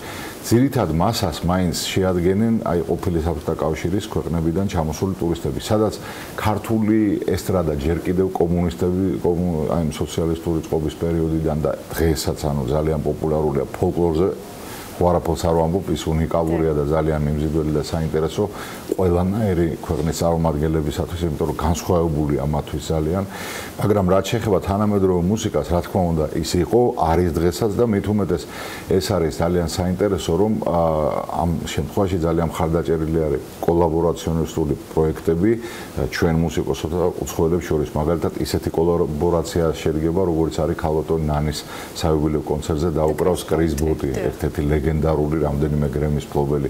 იგივე ვთქვათ, ჯგუფი 7 კაცა ჩვენი, რომელსაც წელს 20 წლის იუბილე უსულდება და ასევე არაჩვეულებრივია, გენიალური ჯგუფი ჯაზ სექსტეტი Take 6, რომელიც ასევე რამდენიმე გრემის მფლობელია და ძალიან საინტერესოა კულტურათა დიალოგი როგორ შედგება მათ შორის. იგივე ვთქვათ, გიორგი მიქაძე ჩვენი ახალგაზრდა პიანისტი უნიჭიერესი, რომელიც ბერკლიში სწავლობდა და მან მთელი გუნდი მოკრიბა სოფლიო მუსიკოსების და ვოისა უნიკალური პროექტი გააკეთა, რომელიც ქართულ ფოლკლორზე არის დაღწნობილი. იგივე ჩვენი პროექტი, რომელსაც ბრავო რეკორდსი წარმოადგენს, ეს გახლავთ ჯგუფის სახე, რომელთა ყველა სიმღერები არის ჰიტი. ყველაფერი რაც კი მათ დაწერილი აქვს, დიდი ჰიტებია, ოღონდ ეს ჰიტები არის 95 წელს შექმნილი და 96 წელს. ანუ ბავშვობაში დაგობრუნდა. ხო და ეხლა ჯგუფის სახე მუშაობს სრულიად ახალ ალბომზე, ანუ აბსოლუტურად ახალი, ძალიან მაგარი ჰიტები ექნებათ, რომელიც უახლოეს პერიოდში დაიწყებს როტაციას რადიოში, ტელევიზიით, კლიპები გავა და ამ შემდეგ და მე ვფიქრობ, ეს იქნება ძალიან საინტერესო როგორც ჩვენი თაობის მსმენელებისათვის, ასევე უფრო ახალგაზრდებისათვის. ეს უნიკალური ჯგუფია, რომელიც ყველა თაობის მსმენელში არის, ძალიან პოპულარული და ასევე მათი კოლაბორაცია შედგება ჩვენ ქართულ დუეტთან, Beat Heart-თან და ცნობილ ამერიკულ რეპერ ჯგუფთან Poetry in Motion. ასევე ვთქვათ, ვატო კახიძის და ჯანო კახიძის სიმღერები, ასევე არაფერს აღარ ვამბობ უკვე ნინო ქათამაძეზე, რომელიც ჩვენი ფლაგმანია და რავი ძალიან დიდი სახელია უკვე როგორც ყოფილი საბჭოთა კავშირის ქვეყნებში, ასევე ვთქვათ, უკვე ის იპყრობს სხვა ქვეყნებში სცენებს, ეხა ამერიკაშიც ექნება ძალიან დიდი გასტროლები, იგივე ვთქვათ, ისრაელში ქონდა წარმატებული ტურნე. და ძალიან საინტერესო ლაინაპია, მე ვფიქრობ, ძალიან საინტერესო, გარდა იმისა, რომ არაფერს არ ვამბობ, რომ ესეთი დიდი სახელები ჩამოდიან, როგორც არის ელტონ ჯონი, რობერტ პლანტი, ამაზე ვერც ვიოცნებები თოდესმე და ძალიან, ასე ვთქვათ, სასიხარულოა, რომ ეს ყველაფერი მიდის წინ და უკეთ და უფრო კარგად იხვეწება და ტარდება, რა თქმა უნდა, მისასალმებელი. წინსვლა იგრძნობა, თუმცა აუცილებლად უნდა გითხოთ ბატონ ზაზა პრობლემატიკაზეც. თქვენ 2 წლის განმავლობაში ხშირად საუბრობდით იმაზე, რომ არ იყო ლაინაპი დროული, არ იგეგმებოდა პროექტი დროულად და დაგვიანებული იყო ლაინაპის გამოქვეყნება. რამდენად გაითვალისწინა ორგანიზატორებმა კერძო სექტორში და თქვენი შენიშვნები წელს? ანუ დიდი მადლობა ამ შეკითხვისთვის. ანუ საუბარი იმაზეა, რომ ჩვენ ვამბობ პრომოუტერები, რომ მოდი ეს ყველაფერი გავაკეთოთ უფრო ადრე შემოდგომაზე წინა წლის. ვთქვათ, ამ შემოდგომაზე რომ მოხდეს დაგეგმვა შემდეგი წლის Check-in Georgia-ს პროექტის და მისი პროგრამის ლაინაპის და ასე შემდეგ. რა თქმა უნდა, მე ვხვდები, ну, ალბათ ეს გარკვეულწილად თვითონ ბიუჯეტის კანონის პრობლემთან არის დაკავშირებული, იმიტომ რომ მაშინ როდესაც შემოდგომის თვეები, ასე ვთქვათ, მათ პერიოდში ჯერ არ არის მომდევნო წლის ბიუჯეტი დამტკიცებული და ამიტომ შეიძლება ვთქვათ, ეკონომიკის სამინისტრო და ტურიზმის დეპარტამენტი ამ შემთხვევაში თავს იკავებდეს, რომ სანამ არ გაირკვევა, ვთქვათ, რამდენი იქნება ჩადებული ბიუჯეტში, რა სახსრები შეუძლიათ მიმართონ ამ პროექტზე, ამიტომ შეიძლება თავს იკავებდნენ, მაგრამ მე ვფიქრობ, რომ კეთილნების შემთხვევაში შეიძლება მაინც ისე დაგეგმვა, რომ შემოდგომაზე მოხდეს, ვთქვათ, აი უცხოელი არტისტების დაბუქვა, თუ კი ვინმე ჩამოყვანა გვინდა, იმიტომ რომ გაცილებით უფრო იაფი დაგვიждდება და ბევრად უფრო კარგად მოხდება, ანუ უფრო დროულად, უფრო ადრეულად მოხდება მათი პრომოუშენი და რეკლამირება იგივე საერთაშორისო ტურისტული არხები და უფრო მეტ ტურისტს მოვიზიდავთ. ამიტომ მე ვფიქრობ, რომ ალბათ წელს იქნება, გაისათ იქნება, მაინც ჩვენ გქონდა პირადად ბატონ დიმიტრისთანაც გუმსიშვილთან ამ თემაზე საუბარი და მან გაიზიარა ეს და მე ხა თუ კი ეს ბიუჯეტის კანონთან არ მოვა წინააღმდეგობაში, მე ვფიქრობ, წინ არაფერი არ უდგას. მთლიანობაში მთავარი ის არის, რომ მთლიანობაში ეს პროექტი ხდება წლიდან წლამდე უკეთესი. ანუ რაც შეიძლება ბევრი მიმართულება მოიცვა, დაწყებული ფოტოგამოფენებიდან, ბალეტის ფესტივალები ტარდება, ჭადრაკის ოლიმპიადა, ანუ ძალიან მრავალფეროვანი და ესეთი მდიდარი პროგრამაა, მუსიკალური მიმართულება არის ერთ-ერთი მათ შორის, ამის თქმა მინდა და გეოგრაფიას არის ამისი, ვთქვათ, სრულიად საქართველო. და განსაკუთრებით მე ბლექსი არენა მინდა გამოვყო, იმიტომ რომ ხა ბლექსი არენა არის, ასე ვთქვათ, ძალიან დიდი ვენიუ, ასე ვთქვათ, საქართველოსთვის თავისი პარამეტრებით, ანუ მოსახლეობასთან პროპორციაში არის საკმაოდ დიდი 8000-ია და რა თქმა უნდა, ბევრი მუსიკოსი ახლა მე მეგობრობ ყველასთან ინდუსტრიაში და რაღაცნაირად ფსიქოლოგიური ბარიერი აქვს, აი გავსების ამ დარბაზი და ასე შემდეგ. მე სულ ამბობ ყოველთვის, რომ ახლა ჩვენ ხო მარტო აეროსმითისთვის, ან კრისტინა აგილერასთვის, ან სხვა დიდი მუსიკოსებისთვის ხომ არა გვაქვს მხოლოდ იგივე მორეკონე გენიალური მუსიკოსია და დარწმუნებული ვარ გაივსება დარბაზი. პირველ რიგში ის ქართველი მუსიკოსებისთვის არის, ქართველი მუსიკოსების და უცხოელი მუსიკოსების ერთობლივი კოლაბორაციის პროექტებისთვის და ამიტომ ხვალ თუ ზეგ უნდა შევძლოთ ამის გაყვალვა, მოზიდვა, მაყურებლით ინფრასტრუქტურაც განვითარდება, ახლა ძალიან კარგი სასტუმრო აშენდა, მართალია ძვირია, მაგრამ დარწმუნებული ამას მოყვება სხვა უფრო ბაჯეტ, უფრო დაბალფასიანი ესეთ სასტუმროების შენებლობა იმ ადგილას, ახლომახლო, რაც უფრო მეტად ანუ კომფორტულს გახდის, თქვათ იგივე თბილისიდან, იგივე ქუთაისიდან, ზუგდიდიდან, ზურგეთიდან, კახეთის რეგიონიდან, ასე ვთქვათ, მსმენელების ჩასვლას, რომ ჩვენც მივეჩვევთ, აი როგორც ვთქვათ, ამერიკაშია მე ერთი-ორჯერ მომიწია ამ ნიუ-იორკიდან ატლანტიკ სიტიში ძალიან დიდ კონცერტზე წასვლასაც 2 საათის სავალია და პირდაპირ ელექტრომატარებლით ჩავედით და ჩვენი ერთ დრო გავატარეთ, ანუ იქ სასტუმროშიც დავრჩით და დავბრუნდით უკან. ანუ ეს კულტურა რაღაცნაირად ადრე თუ გვიან უნდა გაშთეს, იმიტომ რომ მადლობა ღმერთს გვაქვს ეს უნიკალური დარბაზი, რომელიც არის ძალიან კარგი, თვითონ კარგ საფუძველს იძლევა იმისათვის, რომ ზოგადად მუსიკალური ინდუსტრია, შოუ ბიზნესი, დიდი კონცერტები შედგეს, ჩვენი ქართველი არტისტების ერთობლივი კონცერტები უცხოელებთან და ძალიან საინტერესო გამოწვევაა ამ თვალსაზრისით. რამდენად რეალურია, რომ უკვე 2019 წლის Check-in Georgia-ს პროექტის ფარგლებში უფრო მეტი უცხოელი შემსრულებელი ჩამოვიდეს, ან თუნდაც ისეთი, როგორც დღესდღეობით ყველაზე მოთხოვნადია დავასახელებ ერთ-ერთს, მაგალითად Coldplay. რამდენად შესაძლებელია აი ამ ჯგუფის დაბუქვა და საქართველოში ჩამოყვანა? ყველაფერი არის რეალური, მით უმეტეს დღესდღეობით სამწუხაროდ, ანუ თქვათ, მუსიკის გაყიდვები, ну ფიზიკური დისკების გაყიდვები რომ მოკვდა მთელ სოფლიოში ალბათ ვიცით და კვდება. ონლაინ გაყიდვებსაც ძალიან დიდი პრობლემები აქვს, ამიტომ სოფლიო დიდი მუსიკოსების ძირითადი შემოსავლის წყაროც ხდება ლაივ კონცერტები, ანუ პირიქით ისინი მოწადინებულები არიან, რომ ანუ ლაივ კონცერტები რაც შეიძლება მეტი ჩაატარონ და პრინციპში თუ თანხები არის, ანუ საკმაოდ ზვირღის მათი როიალტი, ანუ მათი ჰონორარები, პრობლემური არ არის მათი ჩამოყვანა, უბრალოდ აქ არის ორი მომენტი დამატებით, რომ ერთი რაც უფრო ადრე იბუქება, ასე ვთქვათ, ესა თუ დიდი არტისტი, ესა დიდი ბენდი, მით უფრო იაფია მისი ჰონორარის ღირებულება, აი როგორც დაახლოებით ავიაბილეთების შესყიდვის პრინციპია, რაც უფრო ადრე ვყიდულობთ, მით უფრო ადრეა და მით უმეტეს ასეთი ჯგუფების დაბუქვა ხდება 1 წლით ადრე, ყველაზე მინიმუმ შეიძლება 2 წლით ადრეც და უფრო ადრეც. და მეორე, ისინი ძალიან დიდ ყურადღებას აქცევენ გამოცდილებას, ანუ ვინ არის ქვეყანაში ნამყოფი, ჰოსტინგი როგორი იყო, ტექნიკური რაიდერი როგორ დაკმაყოფილდა, საყოფაცხოვრებო რაიდერი, ასე შემდეგ გამოცდილება რა აქვს ქვეყანას, ვთქვათ, ამ თვალსაზრისით დიდი მუსიკოსების მიღების და მესამე ტექნიკური რაიდერი, ანუ ჩვენ სამწუხაროდ საქართველოში არა გვაქვს ის ტექნიკური რაიდერი ხშირ შემთხვევაში, რომელიც მოთხოვნაში შედის აი დიდი მუსიკალური ბენდების, მათ საკმაოდ რთული რაიდერი აქვს და ამის მომსახურების გამოცდილება არ აქვს, მაგრამ ეხლა რო წარმოვიდგინოთ 10 და 15 წლის წინ საერთოდ არ არსებობდა აპარატურა, მაგრამ დღეს უკვე რამდენიმე მსხვილი კომპანია, რომელიც ტექნიკური აპარატურის, თქვათ, ოპერირებას აკეთებს, განათების, გახმოვანების, საკმაოდ წინ წავედით ამ თვალსაზრისით და დარწმუნებული ვარ, რომ თუ კი ასეთი დიდი სახელების მატარებელი მუსიკოსები ჩამოვლენ, კიდევ უფრო დავიხვეწებით და გამოცდილება ახსენეთ და აუცილებლად უნდა გითხოთ 3 წლის განმავლობაში რამდენად შევწელით იმ გამოცდილების დაგროვება, რომ მათთვის იყოს მიმზიდველი? ძალიან კარგი შეკითხვა. ანუ აქ ძალიან ფაქიზი თემა, ანუ ყველა შოუ ბიზნესი მოთამაშე კომპანიას უნდა კონდეს მეტნაკლებად თანაბარი წვდომა და სასტარტო პირობები. ეხლა ჩვენთან სამწუხაროდ ისე მივიღეთ, მე ხშირად მიწევს ხოლმე ამ ჯგუფის კრიტიკა, მაგრამ არ მინდა, რა თქმა უნდა, რომ ეს ხშირად იყოს, იმიტომ რომ ჩემთვის თავარია საქმე გამოვიდეთ და ასე ვთქვათ, ლაპარაკი არის ერთ ჯგუფზე, რომელიც კულტურის სამინისტროსთან არის დაახლოებული ამ შემთხვევაში, პრიორიტეტი ყოველთვის იმის გამო, რომ ისინი ბიუჯეტიდან ფინანსდებოდნენ, ყოველთვის მათ ჰქონდათ, მათ დაუგროვდათ ყველაზე მეტი გამოცდილება და ასე შემდეგ. თუმცა აგერ არის ოფენეარი, რომელსაც არანაკლები ვარსკვლავები ყავს ჩამოყვანილი, იგივე Bravo Records-ი ჩვენს ძალიან დიდი მუსიკოსები ყავს ჩამოყვანილი, ჩვენი რისკით და ჩვენი ხარჯებით, ასე ვთქვათ, აი მე ხშირად მომყავს მაგალითი რომ ოფენეარი, რომელიც შარშან ტურიზმის დეპარტამენტმა წლის საუკეთესო ფესტივალად დაასახელა, ეს ბიჭები თავის პირად მანქანებს და ბინებს დებენ ბანკში, რომ მორიგი ფესტივალი ჩაატარონ ხოლმე. ამიტომ ეს სასტარტო პირობები ყველასთვის უნდა იყოს თანაბარი, ტენდერის გზით უნდა მოხდეს.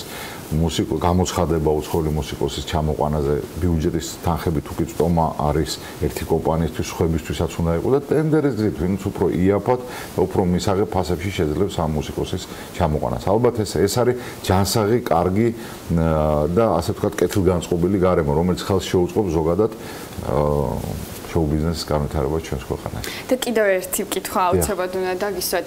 Bravo Records-ის სიახლეები თუ შეგიძლიათ ძალიან მოკლედ რომ გითხრათ, რაიმე სიახლეებს ხომ არ გეგმავთ მუსიკალური მიმართულებით, რაიმე ბიზნეს მოდელზე ხომ არ მუშაობთ? კი, ნუ ეხლა ჩვენ ყველაზე დიდი პროექტი, რომელიც უახლოეს მომავალში გახლავთ, ეს სახის პროექტი, რომელზეც მთლიანად არის მიმართული, რაც შეეხება გლობალურ თემებს.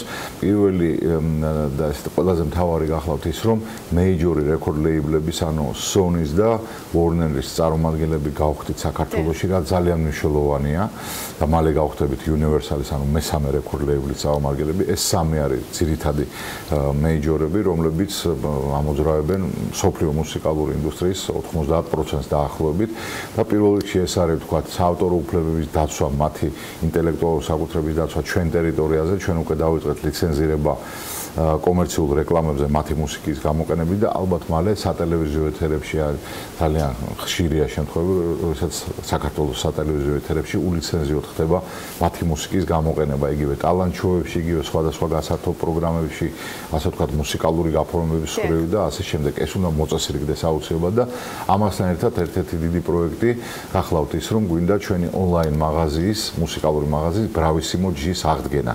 თუ კი მთავრობა ასე ვთქვათ, კიდევ უფრო მეტქმედით ზომებს გადადგავს ინტელექტუალური საკუთრების საავტორო უფლებების დასაცავად, რომელიც ყველა წინაპირობა და ვალდებულება არსებობს ევროკავშირის წინაშე, ჩვენ მოგვეცომა საშუალება, რომ გახსნილი და დახურული უკვე ეს Bravissimo G, რომელიც ქართულ მუსიკოსებს მისცემს საშუალებას, რომ ონლაინ გაყიდონ თავიანთი ნამუშევრები, აი გვინდა ამ მაღაზიის აღდგენა ახლოს პერიოდში. ძალიან დიდი მადლობა საინტერესო ინტერვიუთვის. მე მაყურებელს შევახსენებ, რომ ჩვენი სტუმარი დღეს Bravo Records-ის დამფუძნებელი ზაზა შენგელია იყო. და ასევე დავამატებ, რომ 2018 წლის Checking Georgia უდიდესი მუსიკოსი, იტალიელი მუსიკოსი Ennio Morricone-ი გაიხსნება და როგორც ამბობენ, საკმაოდ წარმატებული სეზონი გველოდება წელს Black Sea Arena-ზე და Checking Georgia-ს პრაქტიკის პარკლებში. ყველაფერი დანარჩენისთვის კი აუცილებლად უნდა წაიკითხოთ მაისის Forbes-ი. ზაზა ყდის გმირი არის Forbes-ში. ის მოგიყვებათ არაჩვეულებრივ ისტორიას დიდი სიყვარულის შესახებ, რომელიც მან ძალიან საინტერესო ბიზნესად აქცია Bravo Records-ის გეგმების შესახებ და ის ურთულესი გამოწვევები, რომელიც ამ ბიზნესთან ახლავს, იქნება ცხადია Forbes-ის და BMG-ის მსჯელობის საგანი. მე ერთის თქმა შემილია, რომ ზაზა შენგელიას და Bravo Records უნდა კონდეს BMG-ის და Forbes-ის მუდმივი მხარდაჭერის იმედი, რადგან ინდუსტრიაში, სადაც ფაქტიურად ფული არ კეთდება და ამის მიზეზი სუბიექტურის და ჩემდა სამწუხაროდ ობიექტურის ძალიან ბევრია. პირუთვნელი და ყველანაირი მხარდაჭერა სჭირდება, არა მხოლოდ ჩვენი მხრიდან. სახელმწიფო, კერძო სექტორი, მეტი აქტიურობაა საჭირო თუ ჩვენ ხარისხიანი და რეალური შოუ გვინდა. წარმატებები ზაზას, წარმატებები Bravo Records, ჩვენ გავალთ ახლა მოკლე პაუზაზე, გავაცილებ ჩვენ სტუმარს და უკვე გადავალთ შემდეგ თემაზე. ამინდის პროგნოზის სპონსორია SEU Development.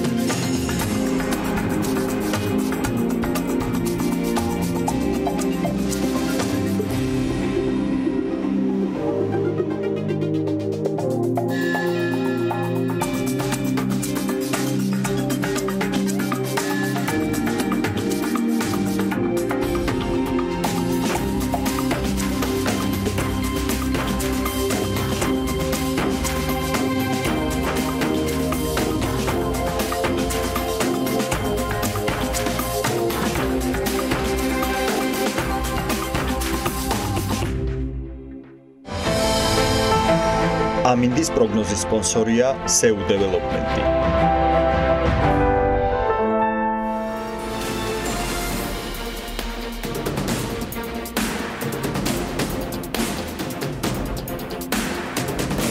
ფინანსთა მინისტრის ინიციატივების მიხედვით ავტომობილების და უძრავი ქონების დალომბარდების აკრძალვა იგეგმება. ბაზრის მოთამაშეები მოლოდინის რეჟიმში არიან. ეროვნული ბანკის მიერ უკვე ამოქმედებული და ჯერ კიდევ ასამოქმედებელი შეზღუდვების საფინანსო ინსტიტუტებისათვის კი დამატებით მოთხოვნებს აჩენს. პრობლემების შექმნას აანონსებენ ონლაინ გამსესხებელი კომპანიები და მიკროსაფინანსო ინსტიტუტები. რა შეიცვლება არასაბანკო საფინანსო ბაზარზე ამ ცვლილებების სრულად ამოქმედების შემთხვევაში, ამაზე ვისაუბრებთ დღეს ჩვენ სტუმართან. და გვექნება შესაძლებლობა ბევრი სხვა მიმართულებით კონდეს გაშვათების. გასვლებთან ერთად კი ანა ძალიან საინტერესოა ეს ამ ყოველფრის სამართლებრივი გამართულობა, ევროკავშირის მოთხოვნებთან თავსებადობა და ევროპული სტანდარტი. კიდევ ერთი არგუმენტი იყო, რომელიც ჩვენ მოვისმინეთ გასული კვირის განმავლობაში. მე აღარ მინდა ბევრი საუბარი, თუ არ ჩავთვლით იმას, რომ ჩვენთან ერთად არის ძალიან საინტერესო რესპონდენტი. უჩა ძიმისტარიშვილი, იურიდიული საკონსულტაციო კომპანია CCL&A-ის პარტნიორი, მადლობა უჩა დილამშვიდობის რომ ხართ ჩვენთან ერთად. ერთს რაც დავამატებდი კოლეგებო, ვიდრე უჩასთან საუბარზე გადავალთ, ნეტა მარტო ის იყოს, რაც ჩვენ ჩამოვთვალეთ შესავალში, მე თავი და ბოლო მართლა ვერაფერს ვერ გავუგე იმ სამკვირიან турბულენტში, რაც დაანონსდა და არ დაანონსდა დასაწყისიაო? ხო, ეს ხო დასაწყისია, მაგრამ რისი დასაწყისია, ვისი დასასრულია უჩა. ამიტომ ხართ ჩვენთან ერთად დილამშვიდობით. დილამშვიდობის მოგესალმებით, დიდი მადლობა. ვის ეხება, მოდი გავფილტროთ მათი საუბარი. ეხლა პირდაპირ ეთერში ვარ იყოთ, გავფილტროთ მე სხვა რამეს მოვაყოლებდი და მაგრამ ვინ არიან პირდაპირ ბენეფიციარები იმ შესაძლო და არსებული უკვე რეგულაციები, სადაც იქნა წარმოდგენილი. კი ბატონო, მაგ გავფილტრის საშუალებაც იქნება. გვექნება. რაც შეეხება ვის ეხება, პირველ რიგში მინდა აღვნიშნო, რომ ნებისმიერი რეგულაცია ეხება არა მხოლოდ იმას, ვინც უნდა დარეგულირდეს, არამედ იმას, ვინც სარგებლობს ასევე ამ პროდუქტით. ეს არის ძალიან მნიშვნელოვანი. იმიტომ რომ ხშირად არის გაჟღერებული თითქოს ეს ეხება თქვა ბანკებს, ეს ეხება მიკროსაფინანსო ორგანიზაციებს, ონლაინ კომპანიებს, მაგრამ სინამდვილეში საბოლოოდ ეს ეხება ყველას ფაქტიურად, ნებისმიერ ადამიანს. მოდით ორიოდეს თქვით რომ შევაჯამოთ დღევანდელი მდგომარეობა ბაზარზე სესხის გაცემის კუთხით, ჩვენ გვაქვს სესხის გამცემი კომპანიები, რომლებიც ექვემდებარებიან ეროვნული ბანკის რეგულირებას და გვაქვს სეგმენტი, რომელიც არ ექვემდებარება დღესდღეობით ეროვნული ბანკის რეგულირებას. პირველ ჯგუფში, ასე ვთქვათ, გვყავს ბანკები და არასაბანკო დაწესებულებები, რომლებიც დღესდღეობით სტატუსი მათი არის მიკროსაფინანსო ორგანიზაციები. მიუხედავად იმის ონლაინ გასცემენ, სეცხს თუ არა ონლაინ გასცემენ, ისინი არიან მიკროსაფინანსო ორგანიზაციები, მათი უმეტესობა ყოველ შემთხვევაში. დღესდღეობით იმ გაჟღერებული რეგულაციებიდან, რაც ითქვა საჯაროდ, ამოქმედებული არის ერთი ძალიან მნიშვნელოვანი რეგულაცია, რომელიც მხოლოდ კომერციულ ბანკებს ეხება და ადგენს, რომ კომერციულმა ბანკებმა დასაბუთების გარეშე შეიძლება გასცენ მხოლოდ მათი საზედამხედველო კაპიტალის 25% სესხად. ეს უფრო გასაგები რო იყოს მაყურებლისათვის, ასე ვთქვათ, გულისხმობს რომ დასაბუთება, ასე ვთქვათ, გულისხმობს რომ უნდა შეისწავლონ სესხებლის სრული მონაცემები, ფინანსური მონაცემები და ასე ვთქვათ, ეს დაკავშირებულია ცხადია დროსთან, რესურსებთან, ამიტომ ეს ეგრეთ წოდებული სწრაფი სესხის გაცემა იზღუდება. მათ შორის განვადება. განვადება არის ერთ-ერთი პროდუქტი, რომელიც აქტიურად გამოიყენება, ამიტომ თქვი დასაწყისში, რომ ეს არ ეხება მხოლოდ ბანკებს, ეს ეხება მათ შორის იმ კომპანიებს, რომლებიც ყიდიან პროდუქტებს და ცხადია პროდუქტის ფასებიდან გამომდინარე, ძალიან დიდი ნაწილი მათი იყიდება სწორედ განვადების მეშვეობით. 2 დღის წინ ამბობდნენ, რომ 60-70% დაახლოებით განვადებით მიღებული შემოსავალი არის. ისიც ბარემ დავამატოთ უჩას ნათქვამს, რომ აქ არ არის საუბარი მარტო ტელევიზორებისთან. არა, ნებისმიერ ფენით განვადებით იყიდება თითქმის უკვე ყველაფერი. კი ბატონო, სამკაულიდან დაწყებული ტელეფონი, ტელევიზორი, მაცივარი, ასე შემდეგ, ყველაფერი. ამიტომ ვინაიდან ეს პროცესი ვერ იქნება მოქნილი ამ რეგულაციებიდან გამომდინარე, ამიტომ ფაქტიურად მოსალოდნელი უნდა იყოს შემცირება ამ მიმართულებით გაყიდვების. ცხადია ეს რეგულაცია დაახლოებით 1 კვირა მხოლოდ კომერციულ ბანკებზე რაც ამოქმედდა და უკვე იგრძნობა ფაქტიურად ჩვენ როგორც იურიდიულ კომპანიას ჰქონდა კომუნიკაცია გამყიდველებთანაც, სხვა რიტეილერებთან და ეს იგრძნობა, იმიტომ რომ თუკი ადრე თქვათ რამდენიმე წუთში ხდებოდა დამტკიცება იქვე დესკებზე, ასე ვთქვათ, ამ სესხების საბანკო ისტორიის არსებობის შემთხვევაში ხო, ანუ ამ შემთხვევაში ეს უკვე გართულებული არის და შეზღუდულია რაოდენობა, იმიტომ რომ ცხადია ბანკს აქვს ლიმიტი, ეს 25% არ არის ბევრი, როგორც ასეთი, არც ცოტა ცხადია, მაგრამ დღევანდელი რეალობიდან გამომდინარე ზოგიერთ ბანკს უკვე მიღწეული აქვს, ზოგს გადაჭარბებულიც აქვს, ამიტომ საუბრობთ, რომ ცხადია ეს არ არის სრული აკრძალვა, მაგრამ ეს არის საკმაოდ დიდი მოცულობა და საკმაოდ დიდი შეზღუდვა. აი ამ მოთხოვნის აუცილებლობიდან გამომდინარე, ბევრი არგუმენტი ითქვა. იყო დასახელებული საკანონმდებლო ბაზის მოწესრიგების ნაწილიც და მათ შორის, როგორც გიორგი მახსენა, გარკვეული ბმების გაკეთება ევროკავშირის კანონმდებლობასთან. მოდით ეს ნაწილი შევაფასოთ ახლა ამ კუთხით. მაშინ როცა ვამბობთ, რომ რეგიონში ერთ-ერთი ყველაზე მყარი საბანკო სისტემა გვაქვს, როცა ვამბობთ, რომ ძალიან მყარი ფინანსური ინსტიტუტები გვაქვს საქართველოში და ამით ვამაყობთ სხვა ყველაფერს რომ თავი დავანებოთ და შემდეგ უკვე ვამბობთ, რომ გვჭირდება კიდევ რაღაცების გაკეთება, აი ეს რაღაცეები რა არის? პირველ რიგში ამ ხრივ ალბათ უნდა აღვნიშნოთ, რომ როდესაც საფინანსო სექტორზე და საფინანსო ინსტიტუტებზე ვსაუბრობთ, ეს რეგულაცია ერთი მხრივ შევიდა ბანკებისთვის ძალაში, თუმცა საცალო ბაზარზე, ასე ვთქვათ, ფიზიკური პირების დაკრედიტების კუთხით საკმაოდ დიდი წილი უკავია ბაზარზე არასაბანკო სექტორს, მათ შორის ნაწილი, რომელიც არის მიკროსაფინანსო ორგანიზაციები და ასევე დიდი ნაწილი, რომელიც არის საერთოდ ეროვნული ბანკის რეგულაციის მიღმა დღესდღეობით და მომავალში ასევე დაექვემდებარება ეროვნული ბანკის რეგულაციას.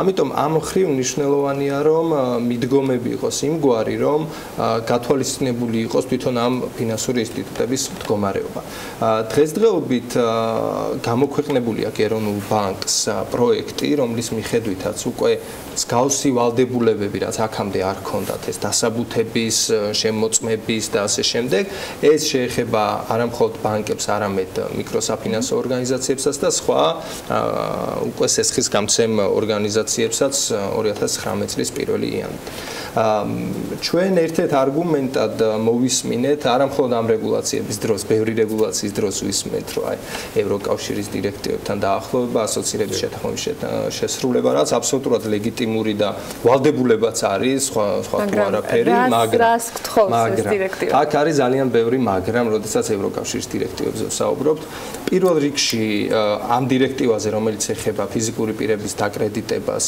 და ამ მომხმარებლების ფლევის დაცვას უნდა აღვნიშნოთ, რომ ამოქმედების ვალდებულება ჩვენ გვაქვს 2019 წლის სექტემბრიდან.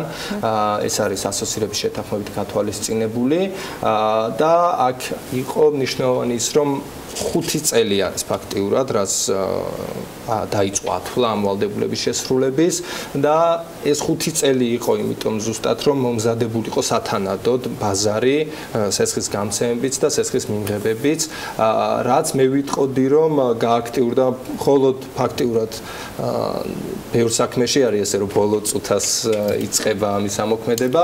1 წელი არ არის ბევრი დრო, პირდაპირ შემიძლია ვთქვა ამ გადაწყობისთვის, იმიტომ რომ ძალიან დიდ ბაზასთან გვაქვს საქმე. თუმცა გასულ წელსვე იყო გზავნილები იმასთან დაკავშირებით, რომ მათ შორის ონლაინ გამსესხებლებს რაღაც ეტაპზე შეეზღუდათ საქმე, როცა ზედაზღვარი დაუწესათ. ამ ბაზარზე ცვლილებების იქონია თვად, ეხლა გასული თვის მე ვსაუბრობ იმ ცვლილებებზე, ხო, საწესდებო მოთხოვნები იქ 9 მილიონზე, მე შემდეგ მილიონზე უნდა ავიდეს 19 წელს. პირველ რიგში უნდა აღვნიშნო, რომ ევროკავშირის დირექტივა, ეს კონკრეტული დირექტივა ორი მხრივ უნდა გავაანალიზოთ. პირველი ის, რომ ეს არ უნდა გავიგოთ განყენებულად მხოლოდ ერთი დირექტივა და ჩვენ ძალიან ბევრი მიმართულება, სადაც საუბარია, თქვათ, ბიზნესის თავისუფლად განვითარებაზე, ჩართულობაზე, მათ ჩართულობაზე გააწყოტრების მიღების პროცესში და მეორე, ნებისმიერი დირექტივა არის მაინც ზოგადი ხასიათის და მთავარი პრინციპები არის, რომ სახელმწიფო რეალობიდან გამომდინარე უნდა გაითვალისწინოს. ეხლა რას ამბობს ეს დირექტივა, რამდენიმე პრინციპზე გავამახვილებ ყურადღებას. პირველ რიგში უნდა აღვნიშნო, რომ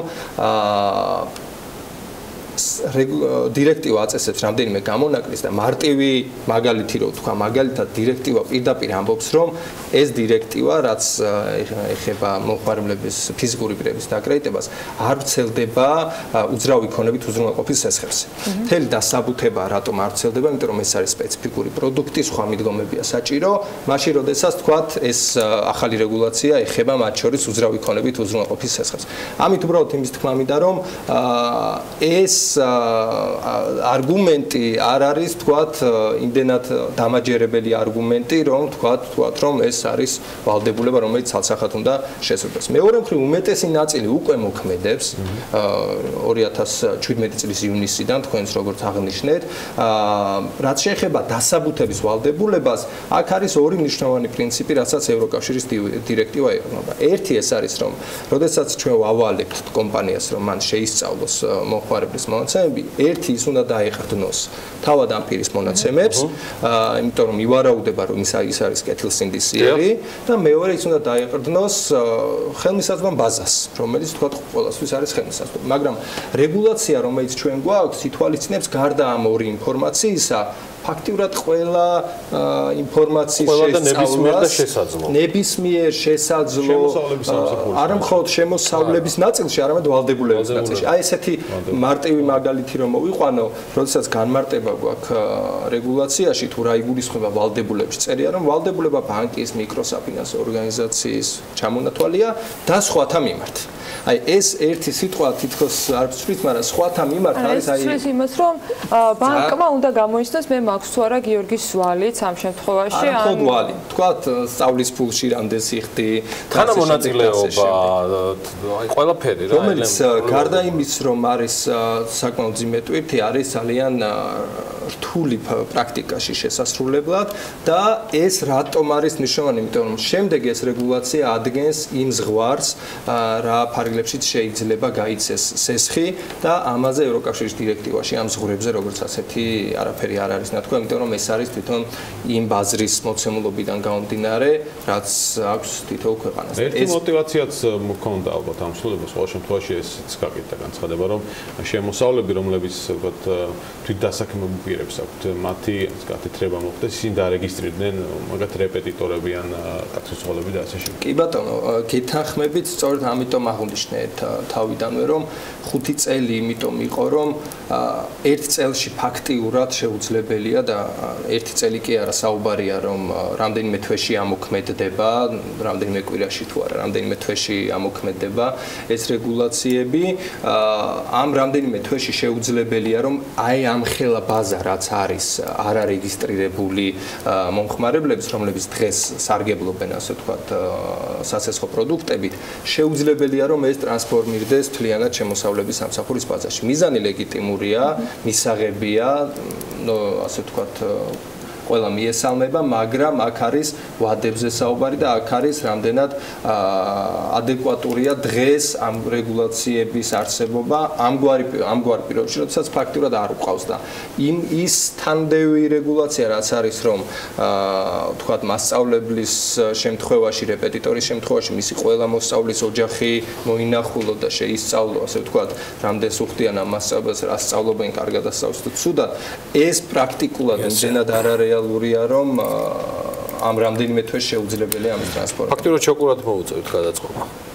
შეიძლება სხვა გზა არ რჩება. ან უმეტეს ნაწილს მოუწევს საქმიანობის შეწყვეტა. დღეს ყავს მიკროსაფინანსო ორგანიზაციები 70-ზე მეტი და ალბათ როგორც ბანკების შემთხვევაში მოხდა გამსხვილება და დღეს ყავს მხოლოდ 16, ალბათ რაღაც მსგავსი პროცესებთან გვექნება პროცესები იქნება. გავაგრძელოთ კიდევ საუბარი სხვა სტუმრებთან ერთად სხვა თემებზე, სხვა დროს. დღეს მეც აღარ გაძახებ. ორიოდე სიტყვით უბრალოდ მინდა თხოვო ყველას. ეროვნულ ბანკს აქვს საკმაოდ კარგი ინიციატივა ბოლო თვეებში, რომ პროაქტიულად აქვეყნებს პროექტებს საჯარო კომუნიკაცია სრულად გამოსწორებულია და მე მინდა ყველას თხოვო და ასე ვთქვათ ინფორმაცია მივაწოდო, რომ მოინახულონ ეს ვებგვერდი. აგვისტოს ჩათვლით არის კომენტარების წარდგენის ვადა და რაც უფრო მეტი აქტიურობა იქნება ამ ხრივ ფიქრობ უფრო ჯანსაღ რეგულაციას მივიღებთ საბოლოოდ. ამიტომ ყველას მოვუწოდებდი, რომ პარალელურად საჯარო განხილვაც არ მოვაკლოთ. აუცილებლად. დიდი მადლობა. უჩა ძიმისტარიშვილი, იურიდიული საკონსულტაციო კომპანია CCL&A. მე მგონი სწორად პარტნიორი, მართველი, მადლობა უჩა. მე მგონი ჩვენ ამით ის ჯობს უკვე საქმეინდილა დავასრულოთ. ბექა საკოფნა არის უკვე იმის დასტურება, 3 საათისთვის საქმის კურსში ჩაგაყენებ დაცო ჯალავონიასთან ერთად ეკონომიკაში და ბიზნესში მიმდინარე ამბებზე იმ დროისთვის. სულ რამდენიმე წუთში კი დაელოდეთ ქალების ნარატივს კვანცალარიძესთან ერთად.